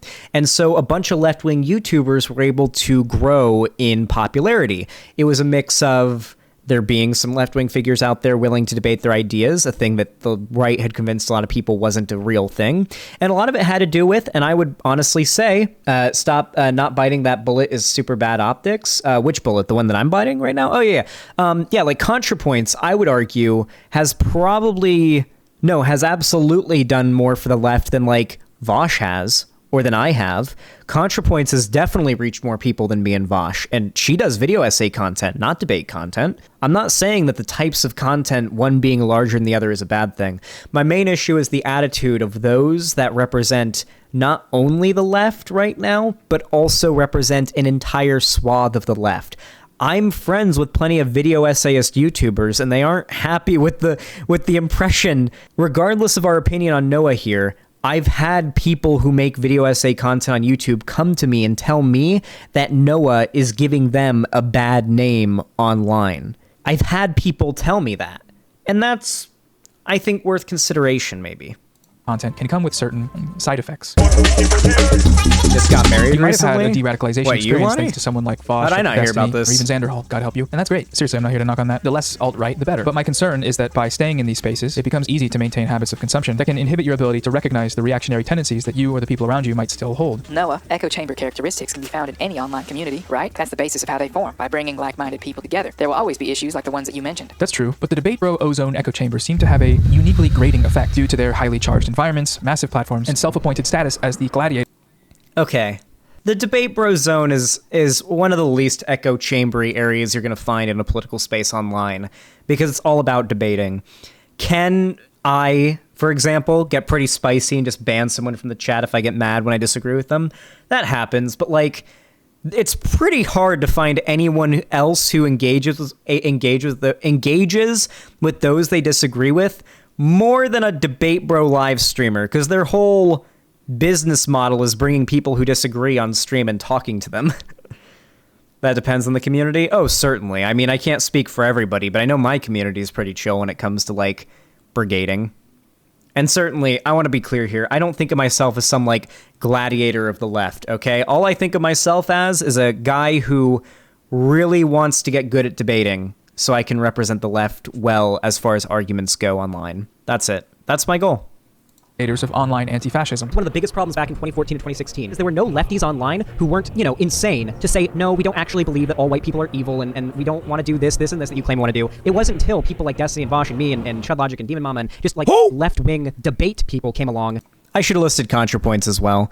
I am speaking a little bit, what's the word for it, overzealously here. It wasn't all debate bro streamers. I do think that debate bro streamers played a very, very, almost entirely significant part in the destigmatization of the left being incapable of debate. Like, the existence of... Also, the jab at Demon Mama was really dirty. Wait. Demon Mama is a trans woman. If we're talking like if your issue here is with white debate bros, I hope that like that who wasn't targeted at Demon Mama. She may be white, but she's trans and a woman. She falls into and neurodivergent. She falls into several marginalized categories. Okay, I don't feel like her whiteness should disqualify her perspective on things. I hope that was just like maybe he just didn't edit her name out, but yeah, I mean, like, genuinely though, I think that like Vaush, Destiny, Shark, Demon Mama, Connor does debates, I think. Denims does debates sometimes. Just any lefty live streamer or even a video essayist that's done debates even if they haven't done well, I think has done something to push back against the narrative that the left is afraid of debate. And that's all I'm concerned about. I hate that the right for so long was able to get away with saying the left just can't debate their ideas because they know they're wrong. And it's so frustrating to hear them say that. And I don't want to go back to that. I really don't. It's so infuriating to hear them say that. They say it with the smug, like smuckle on their face too. You know what I mean? Eris has debated too, of course. Yeah, her too. Eris is a good example. She's a woman. She, her pronouns in the bio last I checked. And Jewish too. So that's multiple marginalized groups, and maybe neurodivergent. I don't know. Feels like every streamer is neurodivergent. Actually, no, every streamer is neurodivergent. Okay, it's just there's no non-neurodivergent streamers. There's no such thing. That argued against those effectively, that you really started to see that narrative start to get pushed down. There are a few examples I could use here to illustrate my point, but why don't we start with Xanderhal? Sorry, guy, there's a new lol cow in town, and it isn't a feminist gaming journalist this time. It's you, Xander, Alexander Halia Ocasio-Cortez. Sorry, it's not funny at all, actually. The most viewed video on Xanderhal's channel. Okay, calling me a lol cow is a little bit bad faith, I feel like. For those of you guys that don't know the origin of the word lol cow, it's actually a word that originates from like Nazi communities generally, like Kiwi Farms, the OG like Chris Chan trolling communities. Granted, to be fair, I guess if you go far back enough in those communities, they were actually pretty left-wing because the original Chris Chan trolls would troll Chris Chan because Chris Chan was racist and homophobic. But like more recently, those communities that use the word lolcow and like engage in that type of rhetoric tend to be neo-Nazis on like Kiwi farms and stuff. So that's weird verbiage. This is also a good video. Yeah, it does have a lot of views. It's called How I Fell Down the Alt-Right Pipeline and Escaped. It's from December of 2019. We've seen the story before, but basically he got into some Pepe shenanigans with his gamer friends and was eventually pulled out of it. The thing that pulled him out, in his case, was Destiny's debate with JonTron, where Destiny ended Nazism once and for all, or something like that. I didn't watch it. Okay. All Destiny did in that debate was do a pretty good job of arguing, like he's a good debater. He did a pretty damn good job of arguing against reactionary ideas. Reactionary ideas and it wasn't that he was debating a Nazi. The thing about that video wasn't that he was debating a Nazi. If he was debating Hitler, I don't feel like that video would have had, well, it would have, but I don't feel like if he was debating like someone who is a admitted Nazi, I don't think that video would have had the effect that it did. I don't. Because there's nothing special about being able to debunk the talking points of a goose-stepping, swastika armband wearing, SS tattoo on the neck having Nazi, okay? Like, I mean, it's just, there's no, like, that's nothing special. The problem with JonTron was that his talking points were dog whistles. Nothing he said was that white people are superior or anything like that. They were all talking points that were very well accepted and completely okay to say publicly online at that time. And Destiny debunked the dog whistles. All JonTron did was go on there and repeat dog whistles that smarter, more malicious people than him had said, and Destiny debunked them. It was the debunking of popular right-wing dog whistles and talking points, not just the, like, debunking some outright Nazi that made it so special. Because at the time, white supremacist content was very incognito. It was really good at hiding its true intentions, and Destiny revealed them as so. That's all it was. It opened a lot of people's eyes to the true nature of a lot of anti-SJW sort of right-wing content at the time. That was what was so special about it, not that Destiny ended racism or whatever. Includes this 48-minute video with what he sees as the most important aspect of online politics as he moves forward on his journey into leftism. There's one thing above all of this that may be the most important thing, and that's optics. I know I'm not just speaking for myself when I say that the stereotype of an SJW is off-putting to most people. Don't let yourself fit into the mold of the straw man that reactionaries have made of us. If we defy their expectations and their stereotypes, they won't know how to counter us. Us leftists, we have facts, statistics, data, and even historical context on our side. If people like us can drown out the loud minority that the right uses to make their hit pieces, they won't have any more material. First of all, what did this person do to you? They look fine. This isn't like purposeful playing dumb, is it? Because I feel like it's pretty obvious that the image that I brought up on screen was just to signify, like, oh, what people think of when I think of SJW. When I refer to the people we need to drown out, I'm referring to people like the humongous what lady. If Noah Samsen wants to come on stream, I will literally just do an all-day stream of us going back in time and rewatching old popular Gamergate era content. Look good. I want a portable ball sack. Where do you even get that? I love this. Okay, the point that I'm making, though, is that just looking like the classic, like, SJW archetype is not in and of itself a bad thing, of course. And hell, I don't even think that you should be hidden from the public for optics' sake, because you're you, and you should be able to exist as you publicly without any fear of discrimination or ridicule. What I am referring to are people like in the Humongous What video, the crazy, I guess you could say feminist lady, though nothing she really said was necessarily feminist, other than, I guess, if you equate accusing people of sexism with feminism, that's something TERFs do, so I don't really consider it exclusive. The feminist lady that was screaming humongous what and accusing the guy of sexism because he said his name was Humongous, and I guess she assumed that he was referring to his penis being humongous, I guess, when it was clearly a dad joke saying, "What's your name?" And he says, Hugh, and she says, "What's your last name?" He says, "Mungus." "My name's Humongous." Yeah, and then she, like, chased this guy down screaming at the top of her lungs. Like, those are the people we should probably drown out. And literally, because she was screaming very loudly. I feel like my point isn't really made if I don't show the video, is it? I showed it recently, and my chat got really mad because it was so cringe, but yeah, I'm subjecting you guys to it again. When I say we need to drown out the stereotype of an SJW, this is what I'm talking about. Yeah. You want my name? Yeah, sure. It's Humongous. Okay. Humongous what? Humongous what? Humongous. Humongous what? Humongous. Humongous what? Humongous. Humongous what? That's what it is. Humongous what? Is that sexual harassment? No, it's humongous. Then why did you say that to me? That's my name. What? Humongous what? Humongous what? Humongous what? Is that sexual harassment? Is that what you just did when you said that to me? What, humongous? Why would you say that to me? Yes, but my name. Why would you say that to me? Why would I say it to Why you? would you say that to me? Why would you ask me my name? What? Humongous what? Humongous what? Humongous what? Humongous what? This person just spoke to me in a sexually harassing way. I did not. Yeah, he did. He said, do you know what my name is? And I said, you what? want my And name. he said, humongous. Yeah. This person just sexually harassed me. I said I'm humongous. Yes, yeah, that's right. Humongous what? Humongous.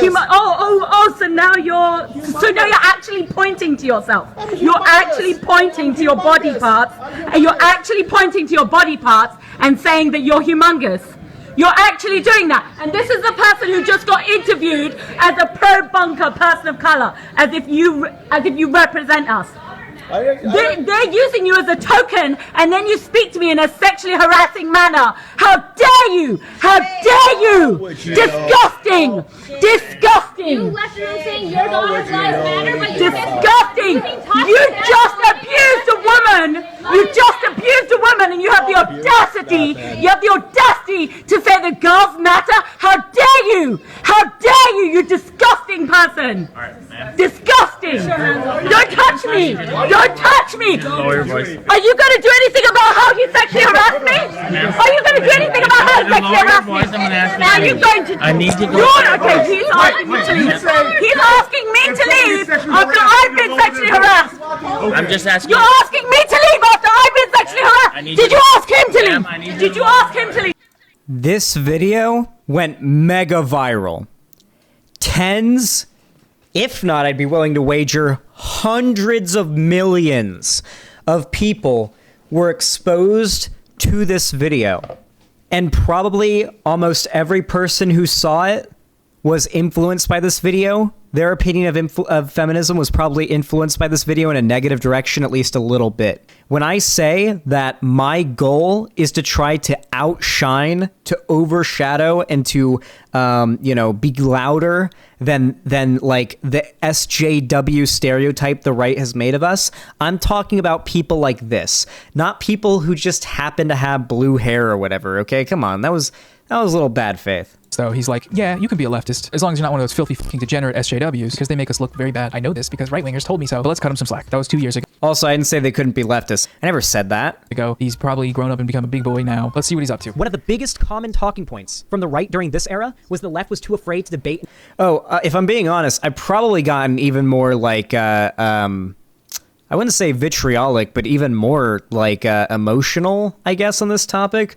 More so because it is something that's very close to me. I know that there are just so many like really well-meaning, heart in the right place, little fucking gamer boys out there who are currently anywhere from being like edgy normies to full-on neo-Nazis who genuinely could be swayed into leftism if, they were introduced to the proper information, by the proper creator. Doesn't have to be me. It can be anybody, but, it'd be nice if it was me, I guess. Though I will say one thing, we're losing people because people are saying things like white equals colonizer. Yeah, the whole like the recent discourse with the cracker thing. The cracker thing really made the online left look bad. That was a really bad discourse. So much of the online left being like, no, cracker isn't a slur was ridiculous. And the problem with that is that I feel like, and this tends to apply to those that I would generally say demonize the idea of being able to defend their positions. Thanks, Destiny, for starting that. True. Like every space that I saw discuss that discourse that wasn't like lefty, especially in normie spaces, they took the conservative side of things. They took the whole it's a slur side of things and actually demonize those that said it wasn't. And here's the thing. The actual correct position on that discourse is cracker is a slur. By definition, it's a slur, but some slurs are worse than others, and cracker's not that bad. Not a lot of material harm happens from saying cracker. A significantly higher amount of material harm probably happens when you say the N-word or most other targeted slurs. But a lot of people, those, as I said before, the types of people I find typically aren't in big favor of the idea of being able to defend your positions, tend to think that just labeling something a slur is enough of an argument. Saying cracker is a slur to them, almost like by default means then you shouldn't say it. And that means it's just as bad as the N-word or the F slur. Or, yeah, it feels like they're always the ones coming out and are like saying, oh, it's not a slur, because they feel like if they admit it's a slur, then that means that it's bad to say. When in reality, all they have to do is engage with the single level of nuance it takes to admit, okay, yes, a word can be a slur, and yes, some slurs can be worse than others based on the actual harm they cause and their historical context. It's all it takes, but they seem very opposed to it. And that's why that particular like cracker drama ended up really leaving a bad taste in the mouth of the normies that I talked to. People like, and I say normies like political, they were all very put off by how many people on the left took the cracker isn't a slurred position. And trust me, they weren't the only ones.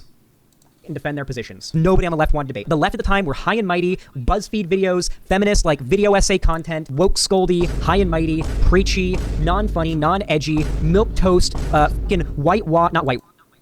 I'm getting a little bit spicy here, but this is just me going full Xander God. Yes, like this is a very accurate depiction of the left back then. Also, I'm sorry, but Noah Samsen himself in his talk with Vaush earlier admitted that he wasn't on the internet during the time that I'm describing here, so sorry. I feel like I've got more qualification in this aspect. I remember what it was like back then. I was a victim of the propaganda. So here's the thing that I think is special about me, as self-flagellating as that may sound. I think that me having, when I was younger, been a victim of right-wing propaganda means that not only do I know all of the arguments of the right, but I also know exactly what arguments it takes to convince someone to get out of the right. Flagellating doesn't mean what you think it means, Xan. Doesn't it mean like jacking off, like flagellating yourself, like you're jacking off, or is that something else? Whipping? Really? It means whipping, huh? Wow, I thought it meant jacking off. I heard somebody use flagellating to like self-flagellating to refer to like basically to mean beating off. Hey, Soaked on Left, I just noticed you're here. If you're the real Soaked on Left, good to see you. You do good theory stuff. It specifically means self-whipping. Well, self-masturbatory then. We'll use that word instead. Xanderhal learned the English language. Listen, okay? Noah Samsen can know the English language. I can know right-wing internet culture and their methods for radicalizing people, okay? No, but I will say, the fact that he's admitted to not having been on the internet during that time period does make it weird that he's like, without providing an argument, just doing like this is actually, unironically, what he's doing here, a conservative argumentation tactic, where instead of providing a genuine argument to what I'm saying, instead you just do like funny edits that simply imply that what I'm saying on its own is so ridiculous that it's not like undeserving of a retort or of an argument.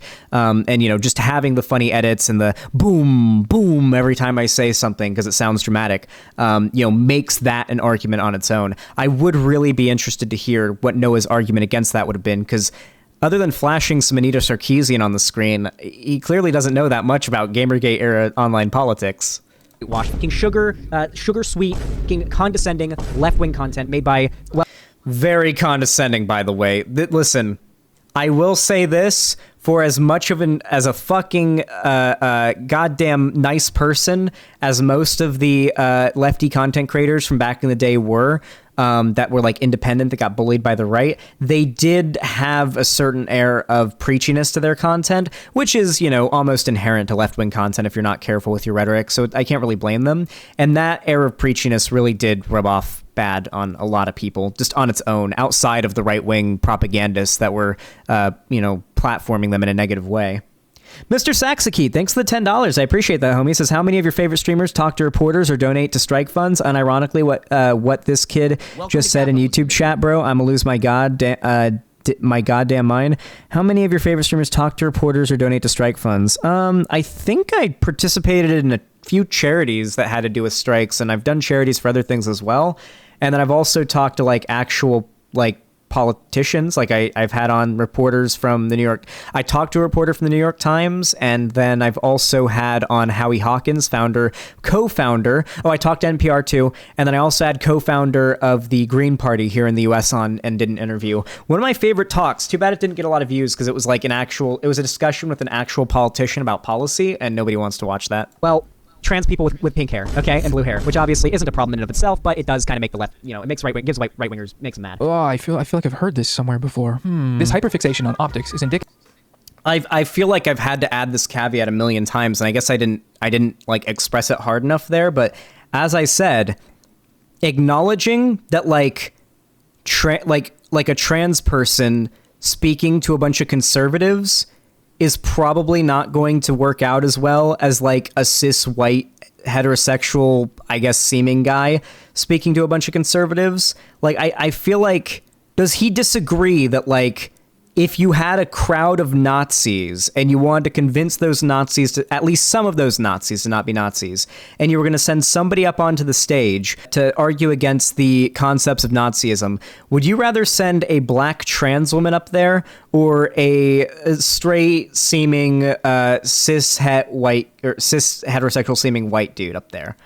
You're probably going to want to send the guy that they don't literally think is subhuman up there. That's my point at the end of the day. If you look at the numbers, the reason why most of the largest left-wing debate bro streamers tend to be white is because the demographic they're trying to appeal to, the people whose minds that we're trying to change, well, some amount of them are pretty unlikely to take the word of someone who isn't a straight white male seriously. So if I can cut through the fact that they are a racist or just generally bigoted person, like at the start, if I can cut through that and maybe they'll hear what I have to say, I think that's a good thing. Just called a trans woman a guy? No, I didn't. What are you talking about, Neon Trotsky? Just called a trans woman a guy hypothetically? I'm not referring to the trans woman when I said he or guy there. I was referring to somebody else. And when I say like, I feel like I've added this caveat a million times, we don't sacrifice our principles for optics, okay?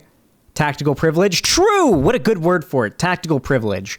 Weaponizing my privilege against the power systems that make me privileged. What a good way to describe it. That's such a perfect way to describe it.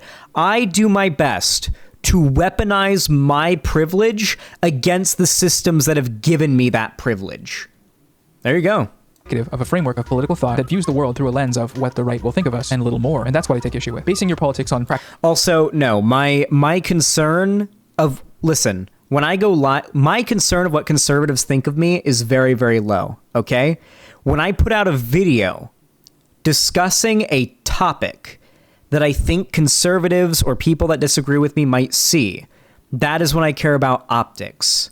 When someone does something or says something that is wrong and bad optics, that's when I've got a problem with bad optics, okay? Practicality is a good thing, but when the crux of your argument rests upon dictating the terms of how other people should look and act and silencing minorities... No, he said drowning out the loud minority. Drown out the loud minority? Sure, okay, my bad.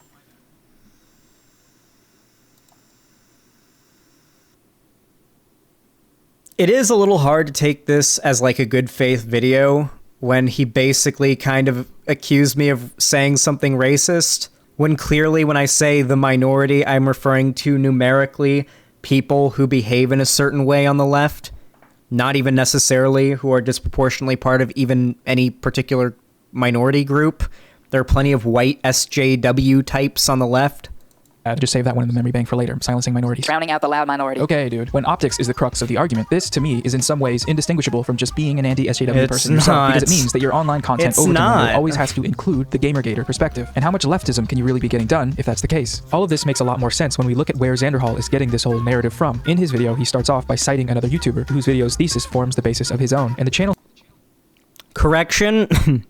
As has been very much made a meme in my community, I've been saying that the left is on a downturn and the right is going to be more dominant online soon for a while, well before the Turkey Tom video. The Turkey Tom video is just what spurred me to make a targeted video at that topic. I did not get this from Turkey Tom. He cites just so happens to be an actual reactionary YouTuber whose primary content focus is dunking on e-girls and defending Leafy. Oh my god. Yes, true. I very much disagree with Turkey Tom's content and a lot of his political opinions, which is why I argue with him regularly. My engagement with Turkey Tom, I feel like, has been pretty damn responsible, proportional to the harmful ideas that he has. I mean, like, if I was platforming this person uncritically, I'd get it, but, like, I don't think I've ever interacted with Turkey Tom without, like, a disagreement occurring. Like, I don't think I've ever engaged with Turkey Tom without us having a public debate or disagreement. You know, other than like even in the video where I say I think he's right on this, I still say here are some parts that I disagree with, and I point those things out. Like this is a bit weird. Yeah. So what's going on there? This all reminds me of last year when he wouldn't stop saying ableist slurs.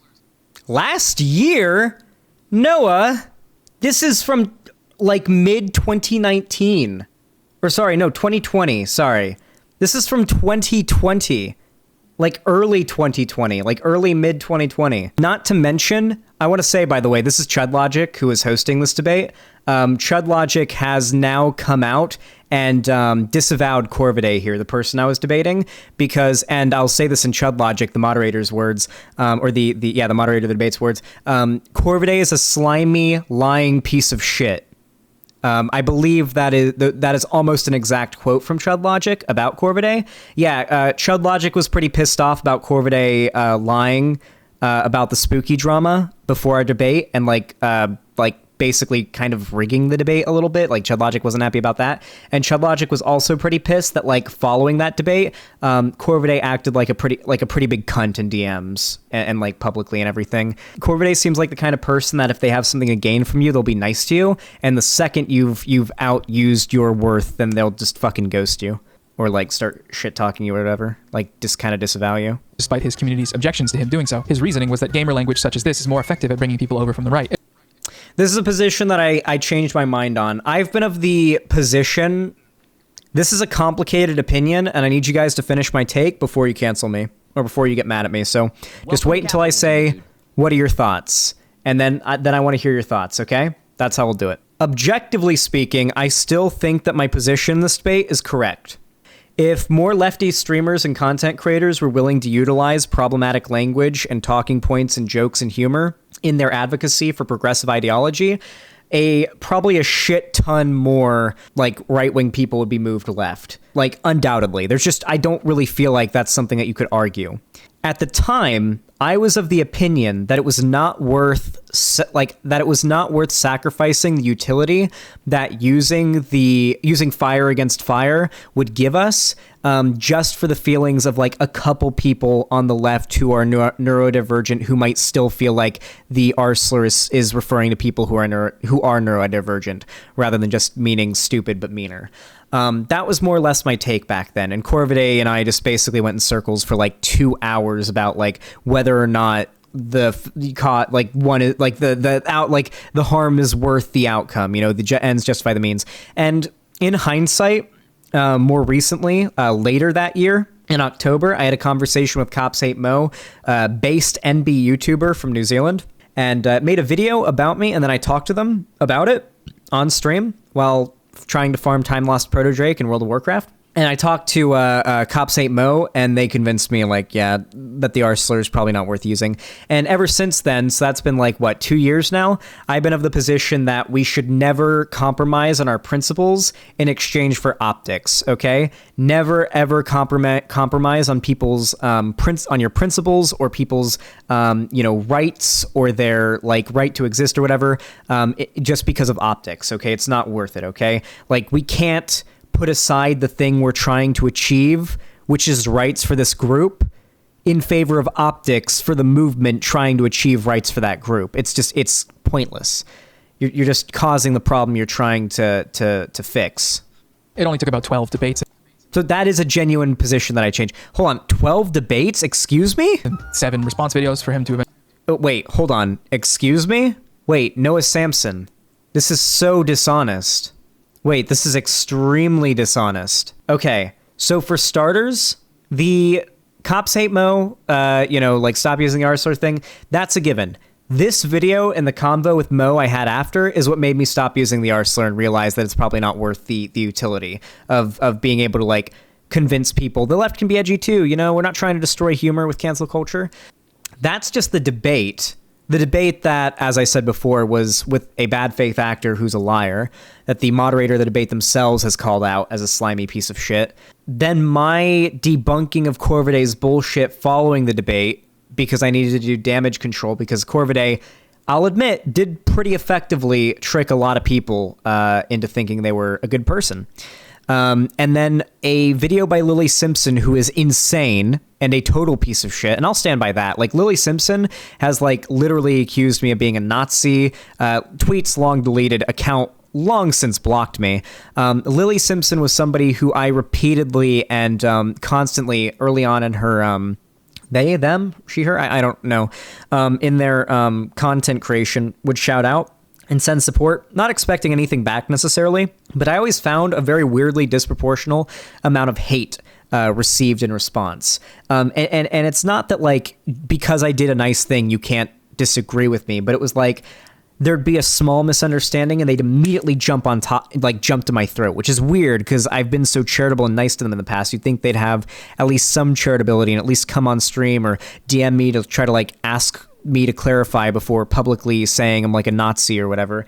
And then we'd talk it out and everything would be cool for a while. And then the same thing would happen and repeat the cycle. Same thing happened with me. Same thing happened with Vaush.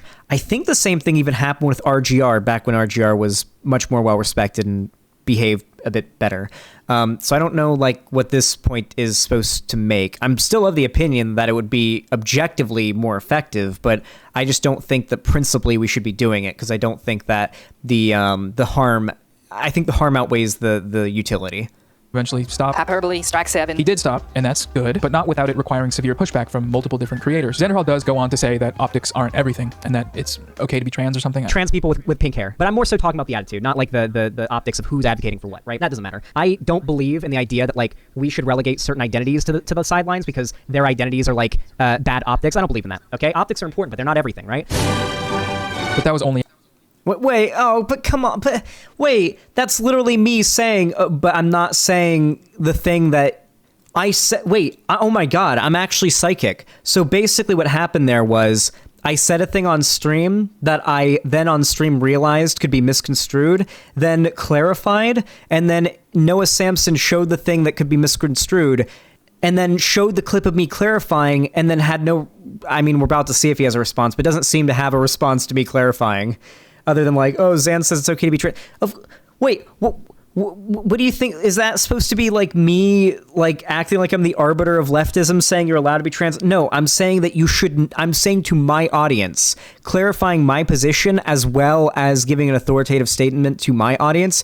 You should not act as though somebody's identity being like cringy to a conservative or being bad optics to the right means that they should be relegated from the public eye. They should be allowed to live their life how they please, even if just their identity is enough to make a conservative cringe. Because I don't think we should sacrifice our principles in that level because we're literally fighting to give these demographics rights. I don't believe in relegating or dampening their voices just based on their identity because it makes the right cringe, their identity. After the Gamergate tirade spilling out of him. Condescending trans people with pink hair. So it's stuff like this that makes me wonder about the boundaries of what these communities are able to accomplish and whether or not the high regard debate lords seem to hold themselves in is warranted. But you can decide that for yourself. See the current state of the valiant white debate lord saviors of the American online left. Stop it. He'll probably complain about being clipped out of context, but I mean, the full video's there. It's a full video. You can watch the whole thing. Also, if you do go there, don't say anything mean, please. Just comment Squid Gang with 6 Gs. But that's all I really needed to say about. Okay, so when I woke up, I was getting a ton of comments on my the bread tube is dying video, Squid Gang with 6 Gs. And I was kind of confused for a second. I was like, did a Nazi brigade my channel? And I was like, wait a second. Noah Samsen did cover my video, but lefty creators don't tend to brigade. And I don't know what Squid Gang has to do with Noah Samsen. So that's weird. But okay. But I guess that's the reference. Okay. Can I be honest with you guys? I don't want to sound unhinged here, but I'm going to be completely honest. This feels like a way to more or less encourage his audience to brigade my channel and leave like what essentially are hate comments, because I know they're coming from people who watched a video that is meant to criticize me. But they're saying something so inherently silly that were I to get upset about it, then I would look like an imbecile. I would look like a complete fool were I to get upset about it. So it feels like a tongue-in-cheek way to encourage like the kind of like Leafy's hiss. You guys remember?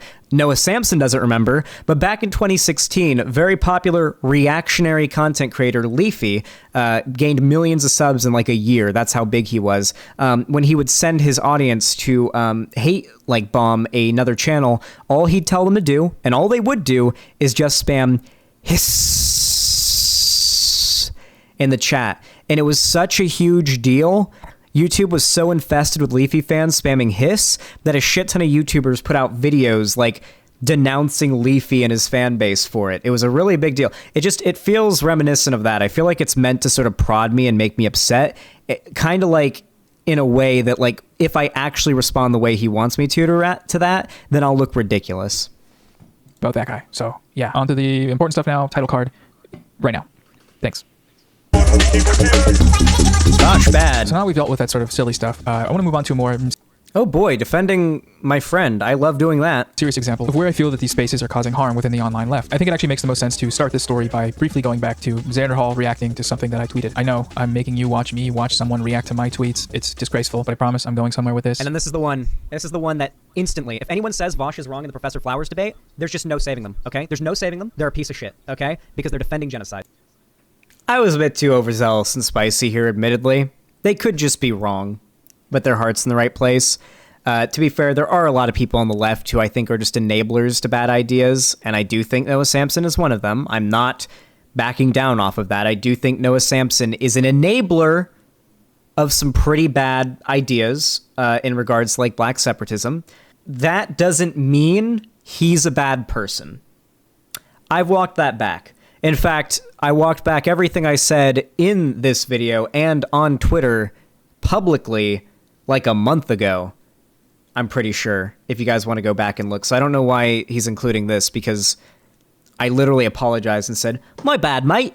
Like on Twitter. We worked this out. This is a bizarre one. There's just that is the dichotomy in that debate. You're either anti-genocide or pro-woke genocide. You're either pro-genocide or anti-genocide. And certain people on the left are pro-genocide because it looks woke in a certain way. Okay, so if you have no idea what any of that meant, let me get you up to speed. The tweet he is referencing. Okay, listen, all right. I'm not the greatest speaker in the world. All right, I'm working on it.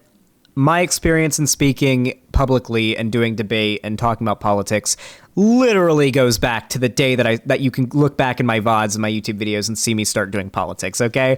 You guys can see, like, all right, I'm not always going to be the best at speaking. Bear with me. Is talking about a conflict from a couple of months ago that happened between the large left-leaning streamer Vaush and the small leftist video essayist Professor Flowers. My tweet is saying that Vaush was in the wrong in that conflict. This interaction began when Professor Flowers made a video critiquing Vaush for conflating black nationalism with white nationalism in a prior debate. Vaush reacted to this video on his stream. He disagreed with her characterizations of him. Professor Flowers made a video responding to his disagreements. He reacted to that video on his stream and disagreed. He then invited her on the stream to discuss, which ended up turning into a debate. After this, she released one final... Okay, genuine actual compliment here, though. Professor Flowers' style is great, okay? Like, I really like her hair and the way she... Like, I like her style. Final video on it, and so did he. That's not where this ends, but for now, that summary should suffice. The debate was, well, a shit show, as both parties have since acknowledged, and as we'll get into in a moment. But the effects that it had on the online left content space were much more serious and malicious. One of these effects, as Xanderhal has so succinctly put it in his video, is that it's treated as orthodox thought in debate spaces that anyone who agrees with or defends Professor Flowers in any capacity is pro-genocide or sympathetic to violent ethnostates. That is the dichotomy in that debate. You're either anti-genocide or pro-woke genocide. Now, this idea... That is more or less like where we're at, though. I feel like at this point, the mask has been pulled back. Like right when the debate happened, I could understand if there were some well-meaning just people who weren't getting the message. But at this point, this many months later, this much mask peeling off later, I feel like it's hard to defend Professor Flowers now. It's pretty hard. Like one of the examples she brought up of what black people ought to be able to do in terms of their, social level of power in this country is to, I think it was somewhere in like, not North Africa. I forget what country it was because I'm fucking high. But there was an African country where colonialism happened. And as we know, colonialism is mostly done by white people, but that doesn't mean that all white people are colonizers. Sorry. And so she brought up that example of an actual like violent race-based South Africa. Was it South Africa? It wasn't South Africa, because if it was South Africa, I would have remembered, because South Africa as a whole, that's a whole other can of beans. South Africa is a good argument against, like, I brought up South Africa as an argument against Brittany in her argument that, like, minorities were going to try to seek revenge against white people, because South Africa is a country where white people are by far the numerical minority, and yet white people still hold the majority of power and political influence, and black people are still fucked over in that society in the same way that they are here, despite the numbers being switched. And Brittany was trying to argue that like there being more brown people than white people results in some something like that. And then I brought up South Africa, and she tried to argue that there was some like white slaughter happening there, but that's like a well-debunked talking point. And the only places where there's actually been violence done upon white people there have been like very, very specific targeted instances, which are obviously like illegal and not like avowed by the left, but yeah. Idea comes from somewhere. It comes straight from the source, actually. From the overlord of the debate realm himself, Vaush. Since this debate nearly 6 months ago, Vaush has continued to characterize Professor Flowers as being an anti-white racist whose ideology inevitably leads to genocide. Here he is talking about it last week on his stream. It's like Professor Flowers. I think that Professor Flowers is basically just an anti-white racist who stumbled into a misunderstanding of decolonial terminology. There are always bad people who will mask their ideology through sort of euphemism and adjacent positions. How many super far-right fasci types cloak their positions in the front of like nationalism? Not like... Gotta be careful with that, Vaush. What he's about to do is say, so now you're comparing a woman of color to Nazis. That tends to be a very common response. I don't know if it's going to be what he actually responds with, but the response that I would imagine Noah Samsen would respond with, or at least most people in his lane would respond with, would probably be, now you're comparing a woman of color to Nazis? It's like, no, the tactics and the behavior, but not the ideology.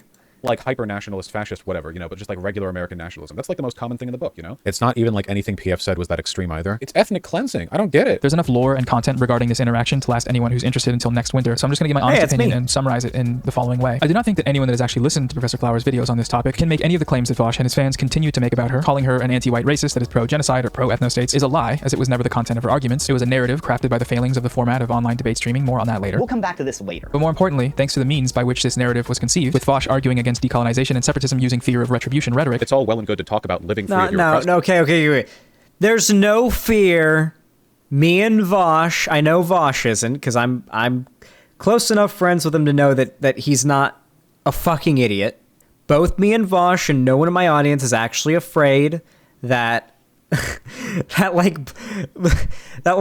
POC and marginalized groups are going to like do a reverse racism to white people or whatever. I don't know. No one's genuinely afraid of that. The actual argument is that all racism and all hatred, have a good night, Pillow. All racism and all hatred based on immutable characteristics comes from very similar places and typically is justified by very similar arguments. The arguments that are made by those that I would describe as being like actual anti-white racists, and if you believe that like you can't be racist towards white people, then you can't be systemically racist towards white people, but you can hate white people because of their race, and that would be racist. Like, I do find that people who have those ideas align with white supremacists a lot more than you'd think. That's my actual concern. My concern isn't that black supremacists, we'll say in quotes, are a danger to white people.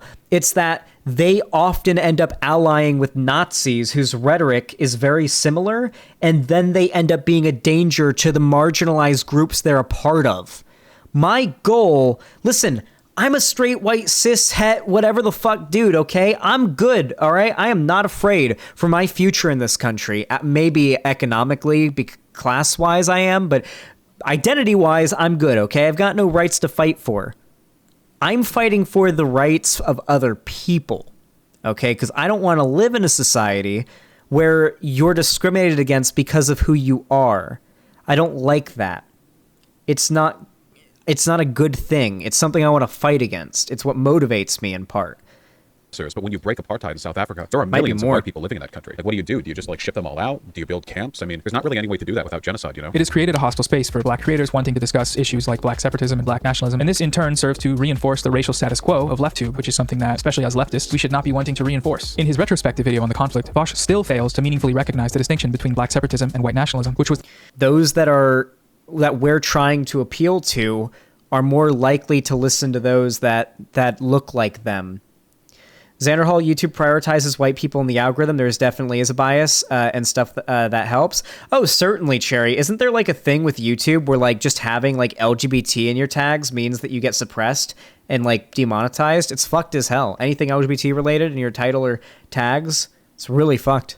The main criticism of Professor Flower's original video. Black separatism is essentially just the black version of white nationalism. It's just kind of couched in this like a different type of victim rhetoric. The end result tends to lead to ethnic supremacy and ethno-states, and I think that's bad no matter what. Mind you, this is after like half a year of this being explained to him in varying degrees of simplicity, that this comparison between these two different things serves to ignore the historical context of these movements, and comparing it to Nazism is ignorant, to put it lightly. Yeah. The actual tangible effect that an ideology has in the world does not change the moral implications of believing in that ideology.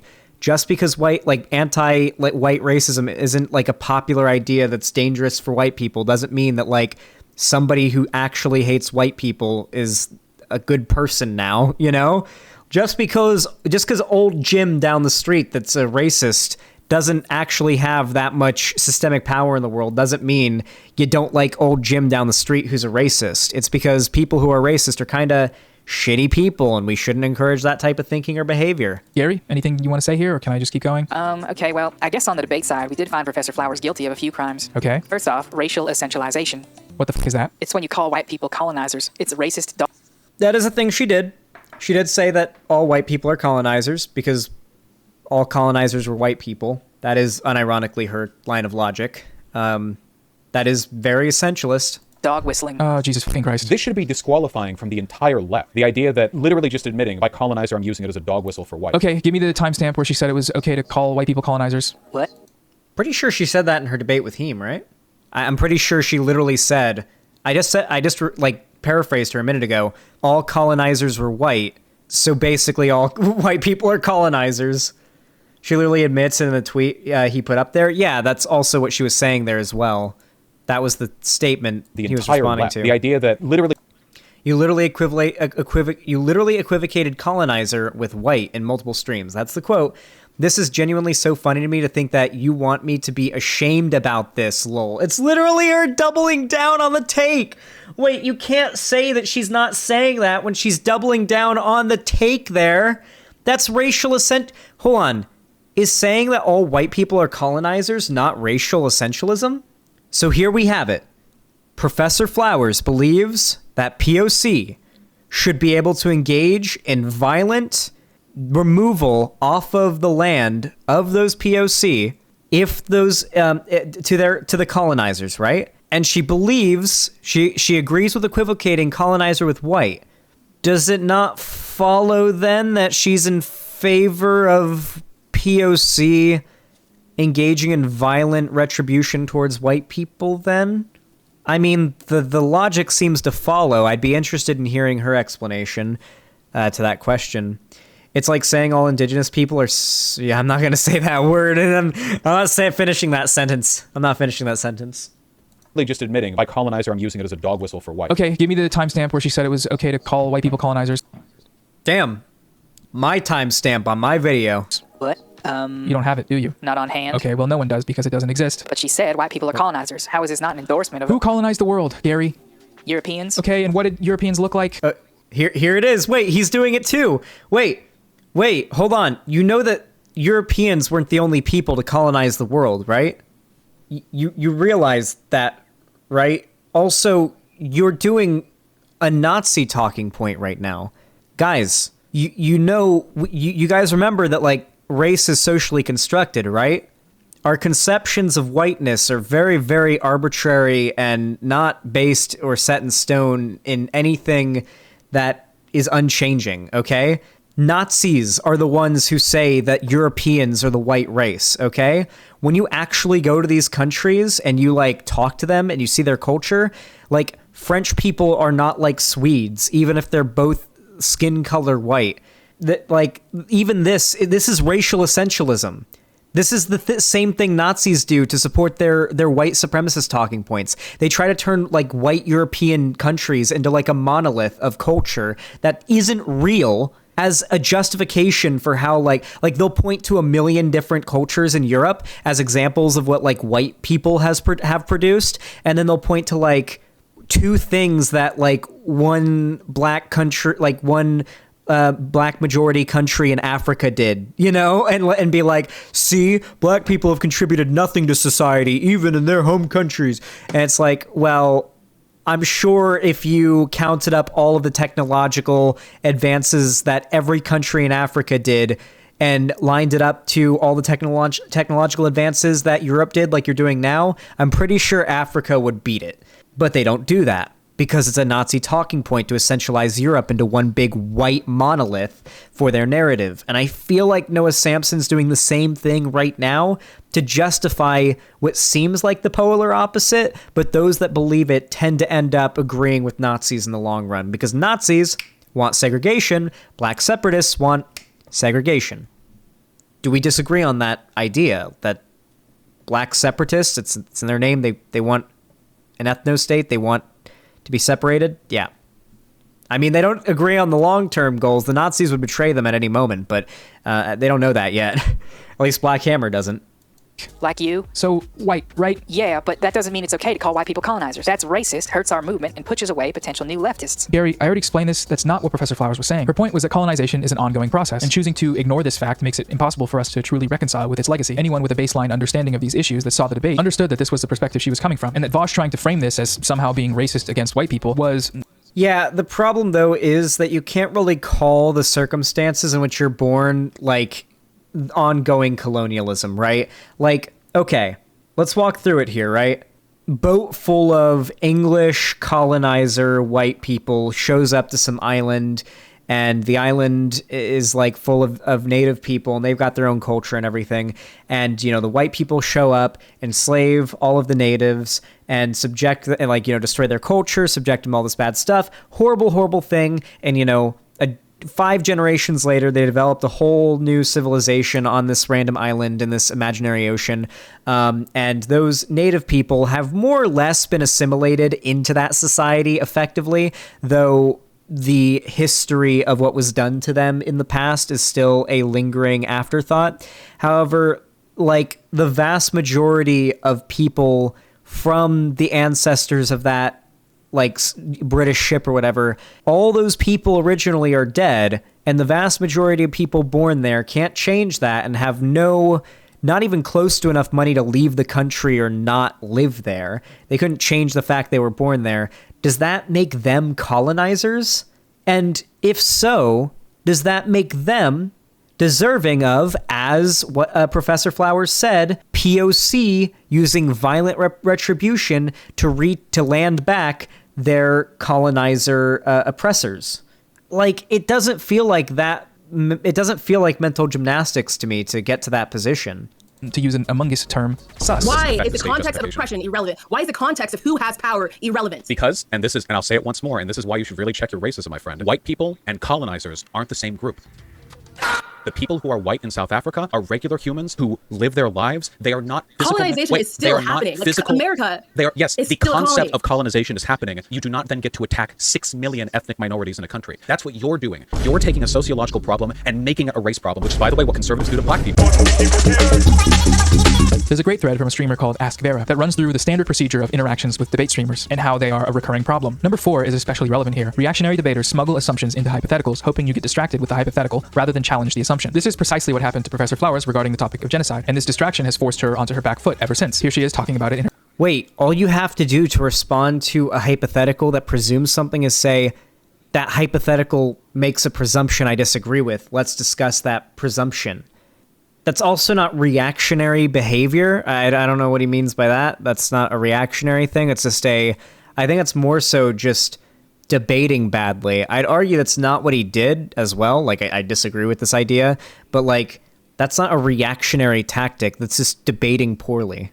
In the sky is based. That is her saying that a white genocide is justified. So that means reverse genocide, good. Leftism, it's good. Leftism, we love it. Thousands of years of history and way of life that has been wiped out, to the languages that have been lost, to the entire caste system that has been created. Our resident critical race theory scholar, Xanderhal, elaborates here. I'm gonna say this right now. I'm gonna call it out. When people say woke genocide to refer to like the black separatist stuff, it's kind of racist. I'm gonna be honest here, because it's not woke. All you're doing is putting woke before something that has to do with brown people, because it has to do with brown people. It's not woke. There's nothing about what Professor Flowers or Black Hammer or any of these people advocate for that is woke. Being woke is advocating for integration. What was that? What was that? What was that? What was that? What was that? What was that? What? Oh God, where were we?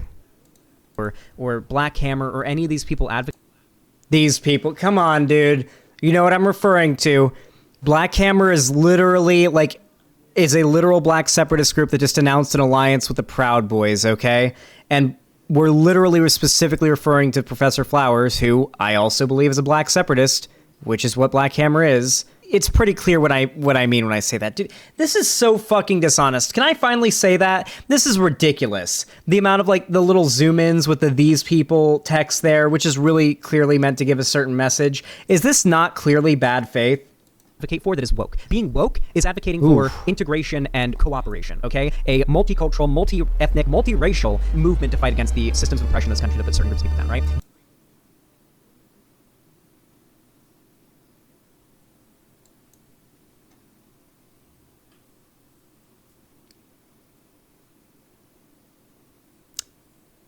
Color blindness is when you say, I just want everybody to be the same. I don't acknowledge any of the actual systems of oppression, and I don't really acknowledge the way things really are.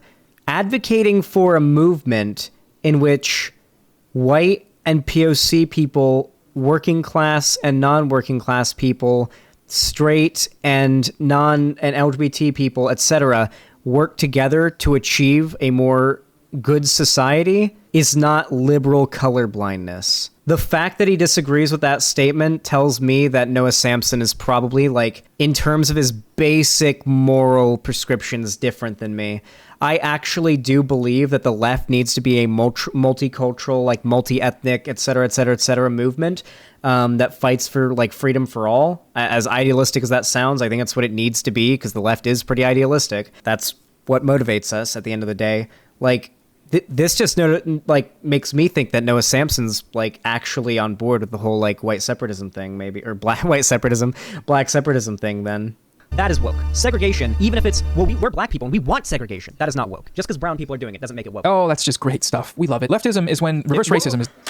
One thing, okay, when you literally are like fumbling through your arguments. Not necessarily fumbling through them, but you're just constantly using like incorrect verbiage for what's going on. It's wild. Like, no, that's not what I said. Let's go back and rewatch it. A multicultural, multi-ethnic, multiracial movement to fight against the systems of oppression in this country that put certain groups of people down, right? That is woke. Segregation, even if it's, we're black people and we want segregation, that is not woke. Just because brown people are doing it doesn't make it woke. Oh, that's just great stuff. We love it. Leftism is when reverse... For one, reverse racism isn't real. So let's get that off the table right now. There's no such thing as reverse racism. There's just racism. It's applied to different groups differently. Second, I don't know what he's going to say next. Let's watch it. Reverse racism is the scariest thing you can think of. Mom, can you pick me up, please? They're not being colorblind. There's a good clip from the YouTuber BadEmpanada that explains how ridiculous... All I'm going to say about BadEmpanada is that he's on his 14th Twitter account now for making violent death threats. As well as, like, I'm pretty sure he said, like, racist and transphobic stuff, too. I'm not 100% on that, but the fact, I think the death threats and the violent, like, threats to dox people, I think are probably enough to say that this guy probably shouldn't be taken seriously. I'm not kidding, by the way. This guy legitimately is, like, on his 14th Twitter account for making violent death threats to mostly, like, trans people on Twitter. Ridiculous it is to try to make this comparison. Let's imagine a different world where white people did all the same thing and the black people were more radical and they were like, you know, we want you guys to get the fuck out of here. You know, we're not just going to forgive you for centuries and centuries of oppression, for enforcing apartheid upon us for 100 years. We want you gone. BadEmpanada told people to kill themselves in the comments under a post I made in Vaush's subreddit. Yeah, no, he's downright insane. The fact that Noah Samsen is signal boosting this guy on its own should be a complete, like, moral condemnation of Noah Samsen. Like, this should be like a bad moral judgment of like he should have to apologize for platforming this person. Like, someone who has such like a violent and hateful history on this platform, signal boosting them. Like, Noah Samsen should unironically have to make an apology video for signal boosting this guy. No, I'm not even kidding. Like, that's how bad this dude is. Would that be the same thing as Nazism? No, not even fucking close, man. Truly unbelievable. And do I think that would be an ideal solution? Also no. Is that what I would want? Also no. Can I understand it? Absolutely. Hey, he did an apology video for shouting out Vaush. Remember that? When he did that video that was a follow-up because he got shit for shouting out Vaush and saying one nice thing about him. So he did what was essentially an apology walkback video on Vaush. Yeah, I mean, you think he'll do that for signal boosting BadEmpanada? He won't. Fucking lootly, yes. Did you really just cite BadEmpanada in your video? Looks like you've lost me. That guy is a bad person. Everybody knows that. Me citing a clip of BadEmpanada saying something that's objectively true is not an endorsement of everything that he has done on the internet. Please stop being a fucking baby. Just look at the Wait, are you kidding me? Or are leftists telling me not to give a shit about irresponsible platforming right now? Wait. Okay, find me a single fucking clip. I guarantee there's a clip out there of Noah Samsen or a tweet or something of Noah Samsen criticizing a debate bro for irresponsible platforming. Are you now doing the whole, here's your pacifier baby because you're complaining about responsible platforming? This is literally like a right-wing tactic. Like conservative YouTubers, like anti-SJW YouTubers would do this all the time whenever a left-winger complained about right-wing YouTubers not being responsible with their platforming. This is literally like copy-paste shit. Meme, okay? Look at the meme. Oh, that's right. Yeah. That's really helpful for me, actually. I'm slowly swinging around your baby's crib so you can gently fall asleep. Okay, thank you. Now, from my perspective, Vaush seems to be defensive about these ideas because he is operating on some underlying assumptions about who Professor Flowers is, assumptions that were created when they had their debate. There's an extremely relevant video that I'd like to plug here, Debate Me, How to Know Things on YouTube, from Scottish neoliberalism understander John the Duncan. Please go watch this, especially if you watch Vaush. Sorry, John, just have to send them your way, but the debate bro deprogramming industrial complex has to start somewhere, and your two videos will be our foundational texts. But this one addresses many core issues of online debate culture, one of them being how knowledge is created in these spaces and how this knowledge...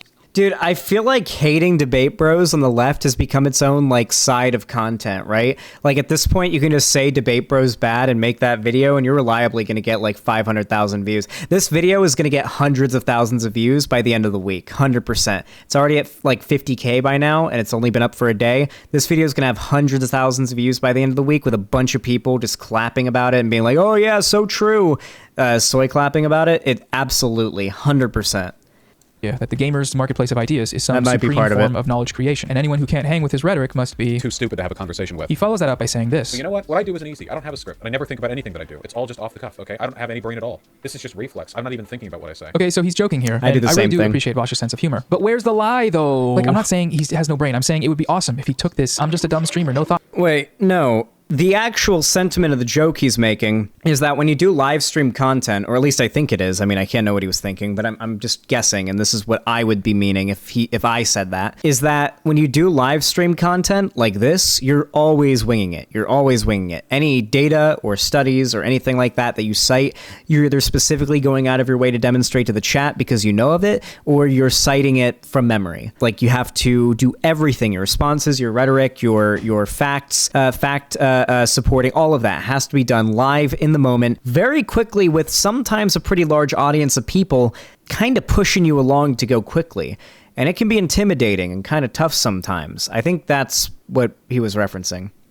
Thoughts, head empty approach, and actually operated as if he understood that. So, in a word, humility. But it's so strange how he can acknowledge this here in a joke. I don't have any brain at all. While simultaneously citing his rhetoric as being the peak of online intellectualism. Not one of them has come out looking good. Being open to where your gaps in knowledge are makes things better for everyone. I mean, listen to the fact... I do have to admit, this part of the video aged very badly, considering they're talking about Vaush's reputation blowing the fuck out of video essayists, and the fact that Noah Samsen just basically walked everything back with Vaush a little while ago. That aged poorly. Involved in interactions, but most of the time he does the exact opposite of that, and it can be hard to watch. I'm starting to wonder if you're educated enough to have this conversation. And so, because of all of this, Professor Flowers now exists as a character in the debate bro canon. The crazy black separatist lady that hates white people and loves genocide, and any and all subsequent harassment and content made at her expense is therefore totally justified under the pretense that, well, we saw her true colors in that debate, so she deserves it. Bad, bad, bad, very bad, very bad, bad. But no reasons, no arguments. Whenever Vaush hears people describe what he does as enabling harassment, he responds with this. You know, there's a whole narrative about my community harassing people, but in spite of nearly 3 years of trying to track down the people actually doing this, I've yet to be provided a single piece of evidence of it actually happening. Usually the initial claim is some very severe, Vaush community, harassing, like really bad stuff, right? But then I get some screenshots, and it's usually people just being kind of mean, which I'm fine with. I don't have a problem with people being mean to people I don't like. Okay, if you deliberately mischaracterize someone as being in favor of ethnostates and genocide, it's ethnic cleansing to your massive audience. How? Well, you've done a very poor job of proving that. Okay, so here's the issue of the rest of the video now, because we're kind of going off of a presumption here that just hasn't been proven. You have failed to prove to me that Professor Flowers is not in favor of genocide.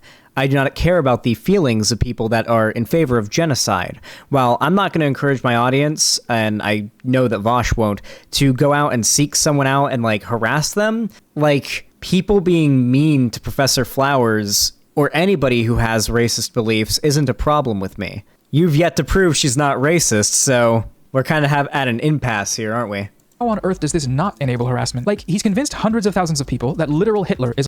Oh, I'd say this video is more mean-spirited towards me and Vaush than most of what, well... Actually, never mind. Definitely most of what I've said or whatnot about Professor Flowers. I definitely say this video is more mean-spirited than that. Generally, from what I've seen of Vaush's coverage of... he did send his audience to go... Yeah, he literally sent his audience to go comment on a thing on my video, and I know you could argue that it was but I went over this earlier. The whole, go comment this on Xan's video is a very obvious, the intention of that is obvious. Come on. Is on Twitter, and you can tweet at them. And not only that, but you should, because, he's fine with his fans being mean to people he doesn't like. It's as if he's deliberately trying to miss the point of why what he does is a problem. The response here is especially bizarre if we watch how Non-Compete brought this issue to his attention right before that last clip of Vaush's denial. What I've noticed, and a lot of people have noticed, is a pattern where whenever you talk about somebody who is, shall we say, marginalized, black or trans or person of color, there's a tendency for those people to receive a lot of after effect collateral damage in terms of harassment, threats, and other kinds of disturbing attacks like that. Now, I've seen it happen with Luna because I'm married to her. We spend all of our time together. I monitor, I help her administrate her comments and that sort of thing. And I also know the people who... The reason for this is that there is an entire horde of anti-fans that watches every single left-wing YouTuber and attacks whoever they make a video on. Did you guys know that? When a left-wing YouTuber makes a video on me, I get a shit ton of harassment from the right around that time, from obviously conservative accounts. It's because every single left-wing figure has some level of Nazis watching them non-stop, if they have any following, that are going to, as anti-fans, enact hate raids on those that creator, engages with negatively. Who have shown me similar results, So I guess my first question is, are you aware of that, or would you deny that that's something that happens? I think I'd mostly deny it. Non-Compete is being pretty reasonable here, right? Just trying to draw attention to a problem that he's seen firsthand that's actively harming marginalized people. That's directly correlated with Vaush's actions. And Vaush is just nope, not me, not my problem. None of this is my responsibility. Am I overstepping? The problem is that most of the people that complain about this can't literally think that anyone disagreeing with them on Twitter is harassment, and yet meanwhile they will literally take part in massive brigades, okay? The narrative that Noah Samsen is repeating here is no different than the old, not old as in old in the grand scheme of things, but we're going back a little while here. The same narrative is the woke scold talking points of 2020, okay? It's the same shit. It's the same talking points.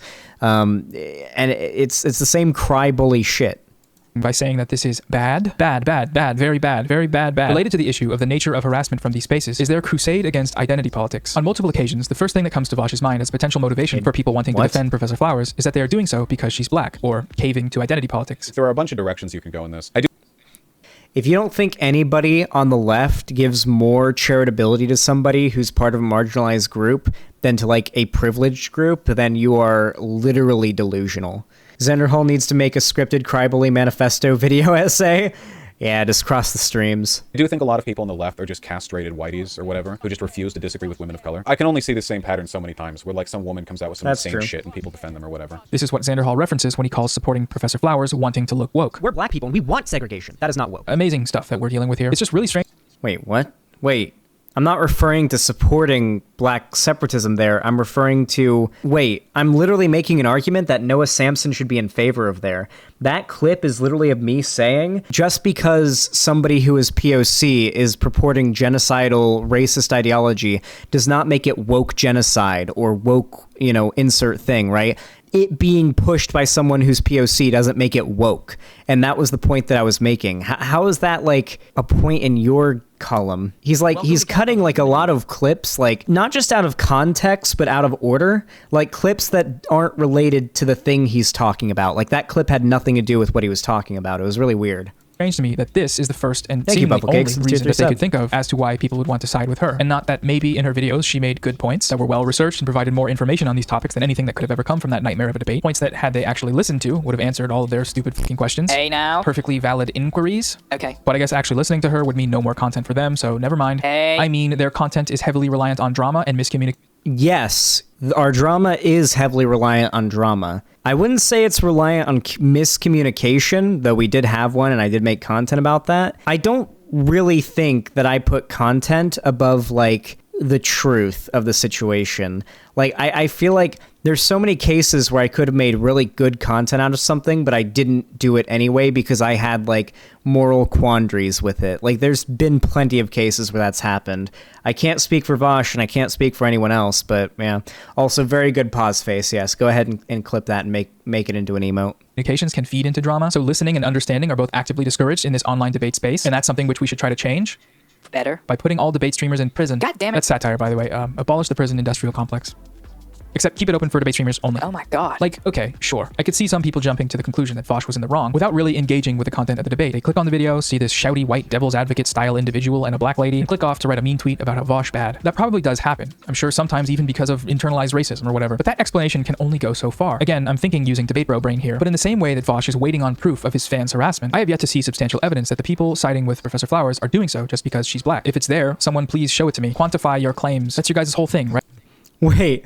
What? That's not a comparable, like, thing. So, in one case, a group of people is saying a thing is happening. Like, a group of people is engaging in harassment. Show me evidence that harassment is occurring. No evidence. Now you're asking, show me evidence that the reason people are defending Professor Flowers is because she is POC. You realize those aren't equivalent questions, right? One question is asking to represent if people are doing a thing that you can like represent physically with like a picture or a screenshot.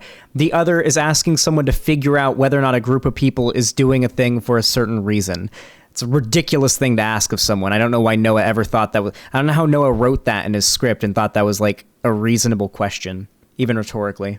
Right? Until that happens, though, it seems like a huge leap in logic to be making, especially given the content of her responses. And it strikes me as, at least ostensibly, quite racist, especially when, thanks to Vaush, this whole anti-identity politics crusade is being waged by leftists all across the internet, in places where it has no right to be. For example, on January 9th, I tweeted this screenshot of one of Vaush's YouTube videos, where he reviews an introductory lesson on dialectical materialism from Vietnamese communist YouTuber Luna Eyyy. His video is titled, "This is the stupidest tanky video I have ever seen. Brain damage suffered." The point of my tweet... We're YouTubers, dude. People gotta click the video. What do you want? When you go on YouTube and you're making your title, you click the most flamboyant, eye-catching thing possible or no one clicks your video. What are you just supposed to, like, not engage in how YouTube thumbnail meta works? Like, okay. Holy shit, but wait, did Noah not cure debate bros? Sadly, he has not cured my debate broness yet. Tweet was to say that this title was unnecessarily inflammatory, especially given the content of the video, which is a point that I stand by. But take a moment to look at this reply to my tweet. Is there an actual problem here, or are we just gallantly coming to the rescue of the helpless and vulnerable female POC? Like, yep, you got it. That's the only reason. It couldn't possibly be because he called a benign theory video brain damage inducing. You are so smart. I must be one of those A benign theory video? That's sophistry? Trust me, this video has been reeking of that, okay? Sized whites, or whatever Vaush called them. Castrated whiteys. Here's another exchange from this week. A Vaush fan tweets, "Professor Flowers advocated for allowing genocide on colonizers." Someone replies, "No, she didn't, because she didn't." This person then responds with, "Anytime any person of color says anything remotely disagreeable, we're supposed to shut up?" Nope, no one is saying that. Literally no one is saying that. You are just saying that out of nowhere, and it feels kind of racist, man, not gonna lie. In these people's minds, whenever someone defends a person of color that disagrees with Vaush, they're obviously only doing it because they want to look woke, or score points with those Twitter tankies, or doing self-loathing crimes or whatever. Because why else would they disagree with Vaush? Vaush. The possibility that he can be wrong doesn't seem to cross their minds. You can see this response in his chat anytime anyone mentions that someone is of racialized or marginalized status. Vaush and his orbiters have made it a part of the brand to value argument over identity. And while that concept on its face isn't a bad thing, it has clearly grown into a problem where the automatic tendency of his viewers is to write off the perspectives of marginalized communities, not in spite of their race, but because of it. So my call to action in this section is please deprogram what— Wait, how are you going to prove— Wait, Vaush fans are discounting the opinion of POC creators because of their race? That's more or less claiming that, like, Vaush's fans are racist, is it not? And I assume, in his mind, by extent, mine, right? Hey, you guys are racist now. Did you guys know that? Welcome to being racist, chat. Whatever it is in your brain that makes you say shit like this before even reading what anyone is saying. Thanks. Also, stop watching debate streams. Okay, thanks. Bye. Oh, there we go. So I've said most of what I feel like I've needed to say, but I want to take a moment to look at something I found that was interesting to me at the end of Vaush's stream segment. In this clip, Vaush is frustrated by the online left's apparent failings in who they choose to support. It's a long clip, so it's just a long clip. It's just a long clip. The thing that really weirds me out, and like I hope this doesn't get misinterpreted, but like I follow a lot of small lefty YouTubers and streamers. Vaush used his best kid gloves handling his conversation with him earlier. Yeah, Vaush was using kid gloves with Noah Samsen, and Noah Samsen still walked everything back. It was insane. Like, I try to pay attention to like smaller communities so that I don't get too in my head. And there are so many awesome like POC creators who get like no attention, you know? And then it feels like the ones that the online left always jumps to support are the worst ones, you know? It's really weird. Like, I very rarely see like these big like jumps to the support of like the really cool ones. Not even people in my orbit or whatever, just generally cool creators. Like, how many times has this happened? Mel, Luna, Professor Flowers, stuff like that. It feels like whenever the jump happens, I don't know how much of this is like performative self-hatred or what. The three people that Vaush mentions the online left wrongfully jumping to defend are Professor Flowers, Luna Eyyy, and Chaos is Mel. There's a common factor between the three of them that I don't believe he recognized here. It's not just that the three of them are small POC creators and online figures. It's that all of their most visible online moments have been fights with Vaush. They've debated him or critiqued him in videos on Twitter or live on stream. They have challenged his standing in the space in one way or another. And whether or not you personally agree— Yes, of course, the vast majority of POC creators that he listed were people that he's encountered. Mostly because the vast majority of POC creators that get up big on BreadTube, I mean, not most of them, but quite a few POC creators who've gotten big on BreadTube did it shit-talking Vaush. Come on, it's pretty easy to get easy views on LeftTube and right-wing YouTube just making videos shit-talking Vaush. He's one of the largest left-wing figures there is. It's like me making a video on Blair White. Of course I'm gonna get easy views on that. With their positions or ideas, leftists jumping to defend them surely can't all be doing so because they want to look woke, right? Like, go watch any of these videos and come back and tell me if you don't find any issues with the way he conducts himself. Online interactions are complicated, yes. I probably wouldn't. And Vaush can't be blamed for everything that goes wrong with them. But it's just dishonest to act like there's no pattern here. And so you might notice that based on how he has framed this phenomenon, with Luna, Mel, and Professor Flowers being the online left's non-white false prophets, something else is implied. In the same way that they are all connected by having challenged Vaush, the small POC creators are connected by not doing that. I don't mean to suggest that this is intentional, that they're playing nice for a host or a raid or whatever, but this still begs the question. If any of them were to end up fighting with Vaush on the big stage, as Professor Flowers, Luna Eyyy, and Mel did, and have it go the way these interactions went, would he still hold them in the same regard? If the online left jumped to defend them, would it be another case of the idpol Twitter lefties conspiring against him? Would they then become the worst ones? The worst ones. The irony here is that when someone in the chat asks him for the— If they'd come on and then had good arguments and weren't insane, then the people defending them now wouldn't be defending them. And so in the future, if that conversation went differently and that person was under attack and lefties were defending them, it would probably be a completely different group of lefties, most likely defending them from something completely different for a completely different reason. So many variables would have to change for that conversation to go differently that hypothetical wouldn't even apply very well. But I mean, I guess hypothetically, I guess he would probably view the defense differently, had those conversations gone differently, most likely because he finds that person agreeable and their positions agreeable. The entire list section is just pretending Xanderhal was talking about black people when saying these people to imply he is racist. Oh yeah, a lot of this video was literally just like meme zoom-ins instead of arguments on like, and then like a clip of me saying these people or a clip of me saying them, and then like some text in the screen with it zoomed in on my face, and then that's the argument. It's really, really cringe. The actual names of the smaller, underappreciated POC creators he's talking about, this is how he responds. Want to name some of the cool ones you're thinking of? I should do a list. I'll do a list sometime. I could pull that together. I need to find a way to access my old like Twitch stuff though, because my Twitch account got deleted, you know. So he doesn't mention them for the rest of that video. Hey, if you're looking for some small like actual like an actual like list of some small non-white, or I just say marginalized content creators that are growing on YouTube, I actually do have a few recommendations. Highly recommend, obviously, A Pillow, regular viewer of the stream, friend of mine. Obviously, pretty good go-to. He's black. He's making content on YouTube. He's growing. He's at like 327 subs now, last I heard. So I've been shouting him out, been trying to get his channel to get bigger. Pretty pog. Trans Girl Therapist. Good channel. Highly recommend it. 2 trans girls don't get a lot of views, unfortunately. Very underrated. Go watch their content. Fawn, spelled Fawn. I think it's Fawn Child is the full name. You can look her up on Twitch. Sometimes I drop into her streams and hang out. Very wholesome streams. Pixel Smixel, too.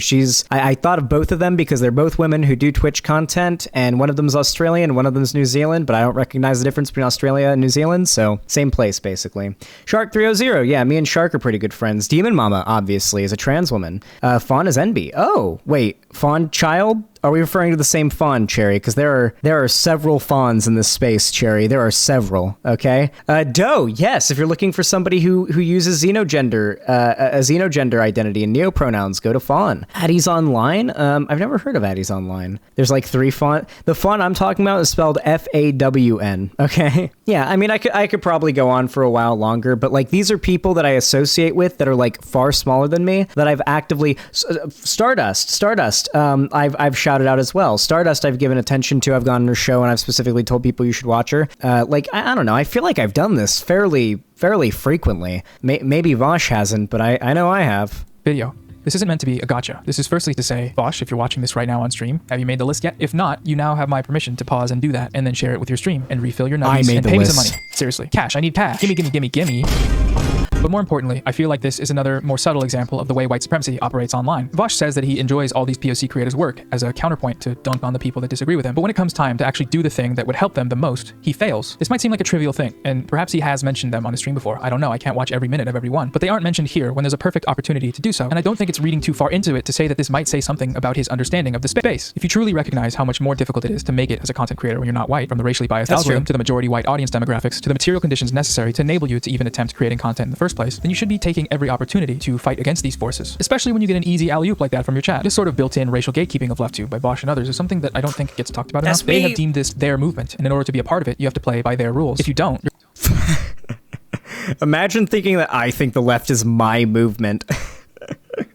Imagine thinking that I don't think that, unfortunately, I represent a very small portion of the left that's pretty decent at engaging right-wing talking points up front in debate, okay? Let's not pretend like I think I represent the left as it right now or ever, because that has never been the case, and I've never believed that.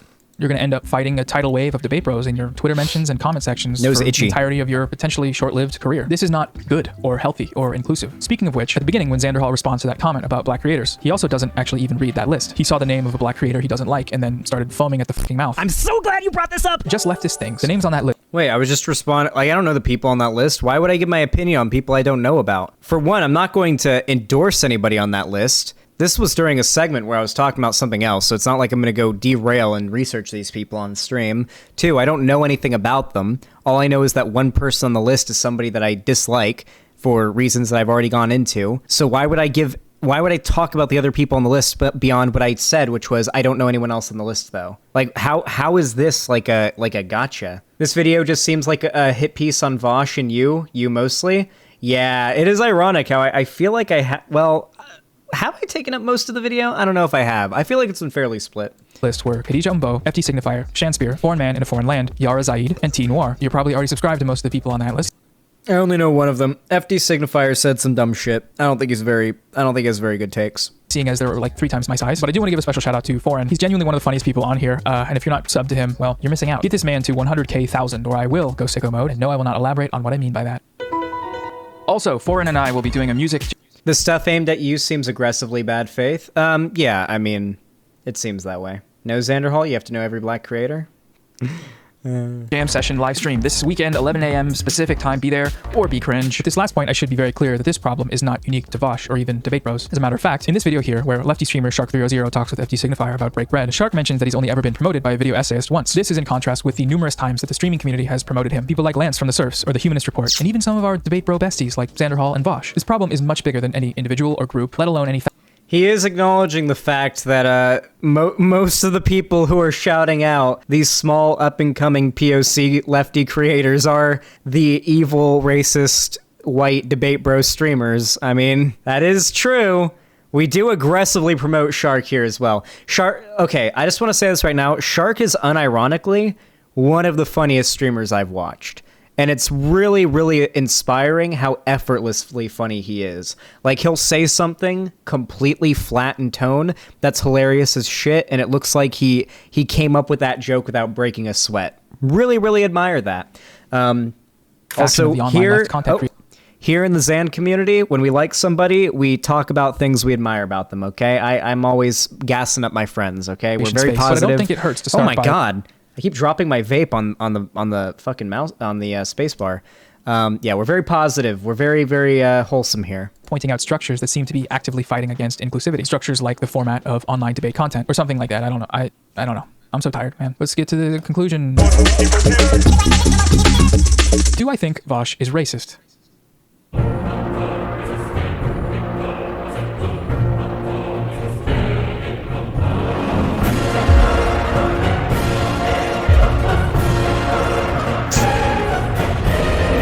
What does answering that question solve? There's nothing that Vaush has said about or done to Professor Flowers that his followers, orbiters, and vulturistic little underlings, hey, don't be a dick, most of whom are self-described leftists, haven't been ready to accept more or less at face value and then spread across the internet. The fact that this was able to happen with so little pushback in a space that considers itself the left should be...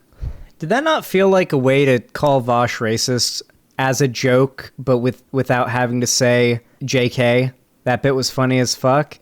I think that's the intent. It's supposed to be funny enough that, like, you're willing to disregard the fact that it's basically calling Vaush racist without needing to justify it. Be concerning to all of us. No amount of charity streams, Shapiro dunks, or leftist creator platform growth will make up for the fact that white supremacy is the default. It is the status quo, and unless we are challenging it in all places and at all times, then we are playing a role in sustaining it. After the Professor Flowers debate, Vaush brought on the indigenous activist Morgan Khashoggi to talk about land back, a conversation which I've mentioned throughout this video. It is an objectively good thing that he did this, as she was able... Xanderhal, this whole video is him not committing to an actual position or bolstering it beyond intuitive nonsense. Yeah, I'm getting that vibe. We're about an hour and 11 minutes into it, and I'm getting that vibe. To educate him and his audience about that movement. But the thing is, this only happened as a direct response to the Professor Flowers debate. The upload came days after the debate and served primarily to reinforce to himself and his audience that he had won. If you think I'm being cynical there, then I would just ask you this. Why is that conversation the first and only time he's ever spoken with an indigenous activist on the stream, and only one of the two videos? Not true. Not true. The last time he spoke with an indigenous activist, I remember because he was playing through Resident Evil 7 and I was acting as his guide through that game in chat. And I made sure not to miss any of his streams playing that because RE7 is one of my favorite games and I wanted to see him play through it. He actually, way back when he was playing through Resident Evil 7, he did a talk with an indigenous, like, land back black separatist advocate. And the person in question was extremely dishonest.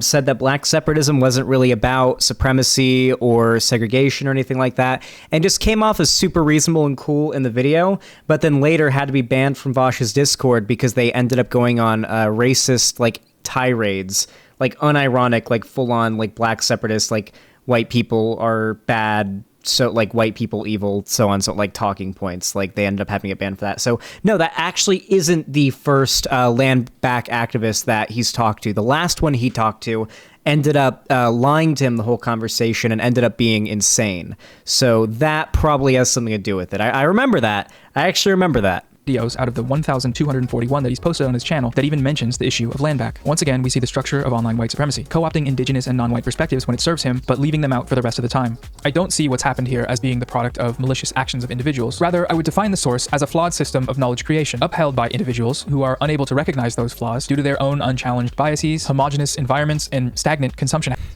I promise you that my biases are about as challenged as it gets. Stagnant consumption habits?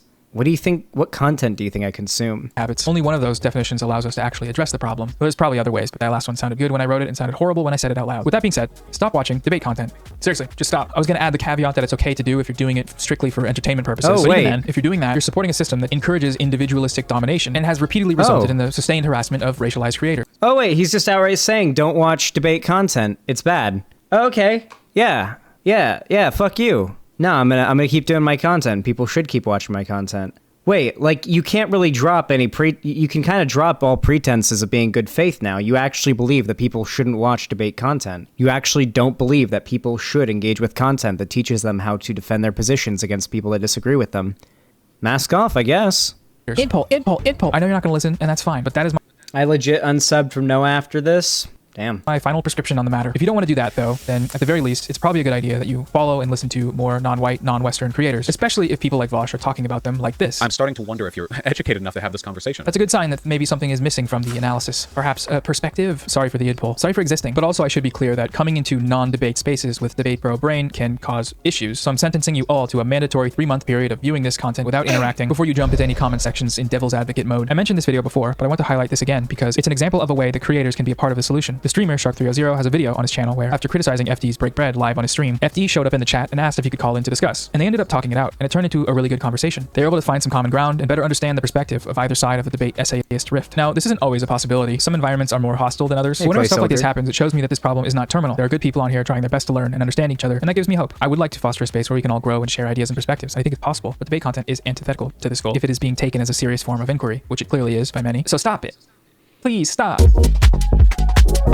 I haven't talked about this publicly anywhere, but one of the things that started all of this was when I posted my LeftTube guide. In that video, I promoted both Professor Flowers and Vaush because I liked both of their content. And when it blew up, Vaush fans ended up reaching her channel and her Twitter, where she had criticized them before. And I think that's partly what prompted her first response video. So I've watched all of this happen with one foot on either side of the divide, having a new influx of viewers and supporters, many of whom were Vaush fans, while simultaneously watching what they were doing and how it was hurting people. I was a small content creator, still not that confident in my ability to articulate why what was happening bothered me so much. I've attempted this script roughly once a month since September, but I was never able to find the right words or had what I felt like was the right opportunity. But then Xanderhal went and said that dumb shit. Noah Samsen's a fucking idiot. And I'm glad he did, because it kicked my repression brain back into gear to be able to make...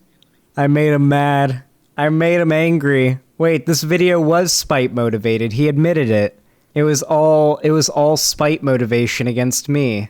Make this. And it's especially funny given that Xanderhal is the reason I'd found Professor Flowers in the first place, all the way back in August, through a video response she made to him, where he was, you guessed it, saying more dumb shit. Do you think it might have motivated some of the reasoning on Noah Samsen's end that his introduction to me was Professor Flowers' hit piece on me, followed by the KORVIDAY debate, which the moderator of that debate has since disavowed KORVIDAY for their dishonesty in, and like after. There we go. Yeah, he's salty. I think that a leftist who used to be a reactionary and is now progressive is a more effective leftist than someone who's been a leftist their whole lives. I will die on that hill. And you know why? It's because people who... Yes, I will. Wow. Usually when I look at my past takes, I cringe because I was worse at wording things, but absolutely. And I'll elaborate on this too. I said this earlier. Leftists who used to be reactionaries were once radicalized by all of the conservative propaganda. They've seen it, they know all of the arguments, and somehow, through some means, they've gotten out of it. So not only do they know every conservative or racist or reactionary talking point, not only that, but on top of that, they've gotten out of it. So generally, I do find when it comes to like debate streamers, at least, or like those that are engaging and making content, usually, yeah, people who used to be reactionary at some point are better at reaching conservatives. They're usually more effective at it. Destiny used to be a reactionary. Some would argue he is again. He wasn't for a while there, though, I'd argue. Yeah, like, this has just been sort of like a watch as Noah cuts him off in this clip. Oh, I want to see. Used to be alt-righters, people who used to be Nazis, they heard all the arguments, all the beliefs that Nazis and alt-righters have. And in the end, they still realized it was all wrong. Do you think that... Hold on. Oh, I know what's happening here. I was about to say, what could possibly be the issue there? I think what he's doing is saying that, oh, you think you're special because you heard a bunch of Nazi arguments and then didn't fall for them? I think that's the implication of this argument. I think that's what I'm getting at here. No, you're not special because you heard Nazi arguments and didn't fall for them. The point that I was making is, if you were once a conservative, then you did hear those Nazi arguments, or those right-wing arguments, you fell for them, and then you realized why they were wrong. You are equipped with that information, with those arguments against common conservative talking points, and you're coming into the left with that knowledge at hand. I would argue that I'm better at debating conservatives now than if I'd been left my whole life. If I'd been left my whole life, my skill and my experience and my insight on debating conservatives would be very different than it is now. because I've had that experience and it's given me a certain level of perspective, which is ironically enough the same argument, well, they want it to be the same argument that Noah Samsen is making, that your identity can be fairly, can have a good effect on your experiences. And so when you discuss, what it's like to deal with things as a member of that demographic or part of that identity, then you may have special insight or a certain amount of insight on it. We don't disagree with that statement, but they're trying to claim that we do, like Noah Samsen and the people who disagree with me and Vaush, etc. We have it. So it feels very full circle, you know? Never change, buddy. Debate bro lol cow destroyed once again in the marketplace of Joe Mama. I'm joking, by the way. Please don't take any of this seriously. If you think political content creator beef is interesting in any capacity, you need to go outside. But first, stop watching debate streams. Stop it. Stop. Anyways, that's it, everyone. It's about as interesting as reality TV. I mean, it's not like, hey guys, you are not less of a person if the entertainment that you find enjoyable happens to be streamer drama. Hot take, you are not a bad person if that's the content you enjoy. That's okay. You can enjoy that. That's a thumbs up from me. Is it the most educational content in the world? Not necessarily, but still. Oh yeah, this is kind of the pot calling the kettle black here, though, to be fair. Hope you liked it. Sorry if it was a bit harsh at points, but I just tried to be honest. So now that I've said all that I need to say, I can finally retire from Debate Bros discourse for real this time. And you have no idea how happy that makes me. I'm free at last. I am willing to come onto any streams to discuss specific disagreements with claims that I made in this video, but make a list with timestamps and have it ready, or I will leave the call. Other than that, leave me alone forever. Thanks. But one more thing. There's currently about 100,000 people in Hawaii whose water supply has been poisoned with jet fuel by the U.S. Navy and their Red Hill fuel storage facility. On November 28th, Sunday, it definitely smelled like I was in a gas station. Did you guys know that if you go to Pearl Harbor today, you can still see oil and gasoline from the ships that were sunk bubbling up to the surface, polluting the environment? It's really fucked. My gas in my car. That's how I knew something was wrong. Not only is the Navy refusing to do anything about this, but they are actively sweeping the problem under the rug by lying about further water contamination, and just a few days ago filing a counter lawsuit to keep the reserves open after the state of Hawaii ordered them shut down. This has been years in the making, but people first started getting sick in December, just 3 months ago, and now no mainstream sources are covering it. Please click the first link in the description of this video. It'll take you to a webpage with instructions on writing a letter to the Department of Defense. They've made it pretty straightforward in their templates and talking points. Talk about this with the people around you. Share that link and follow Oahu Water Protectors on Twitter to stay up to date with everything going on. It's a mass poisoning of indigenous people and land by an imperialist military power, and we don't like that on this channel. All right. Thank you so much to my patrons, as always. I'll try to be faster at videos, but... Okay, I assume that's just an outro.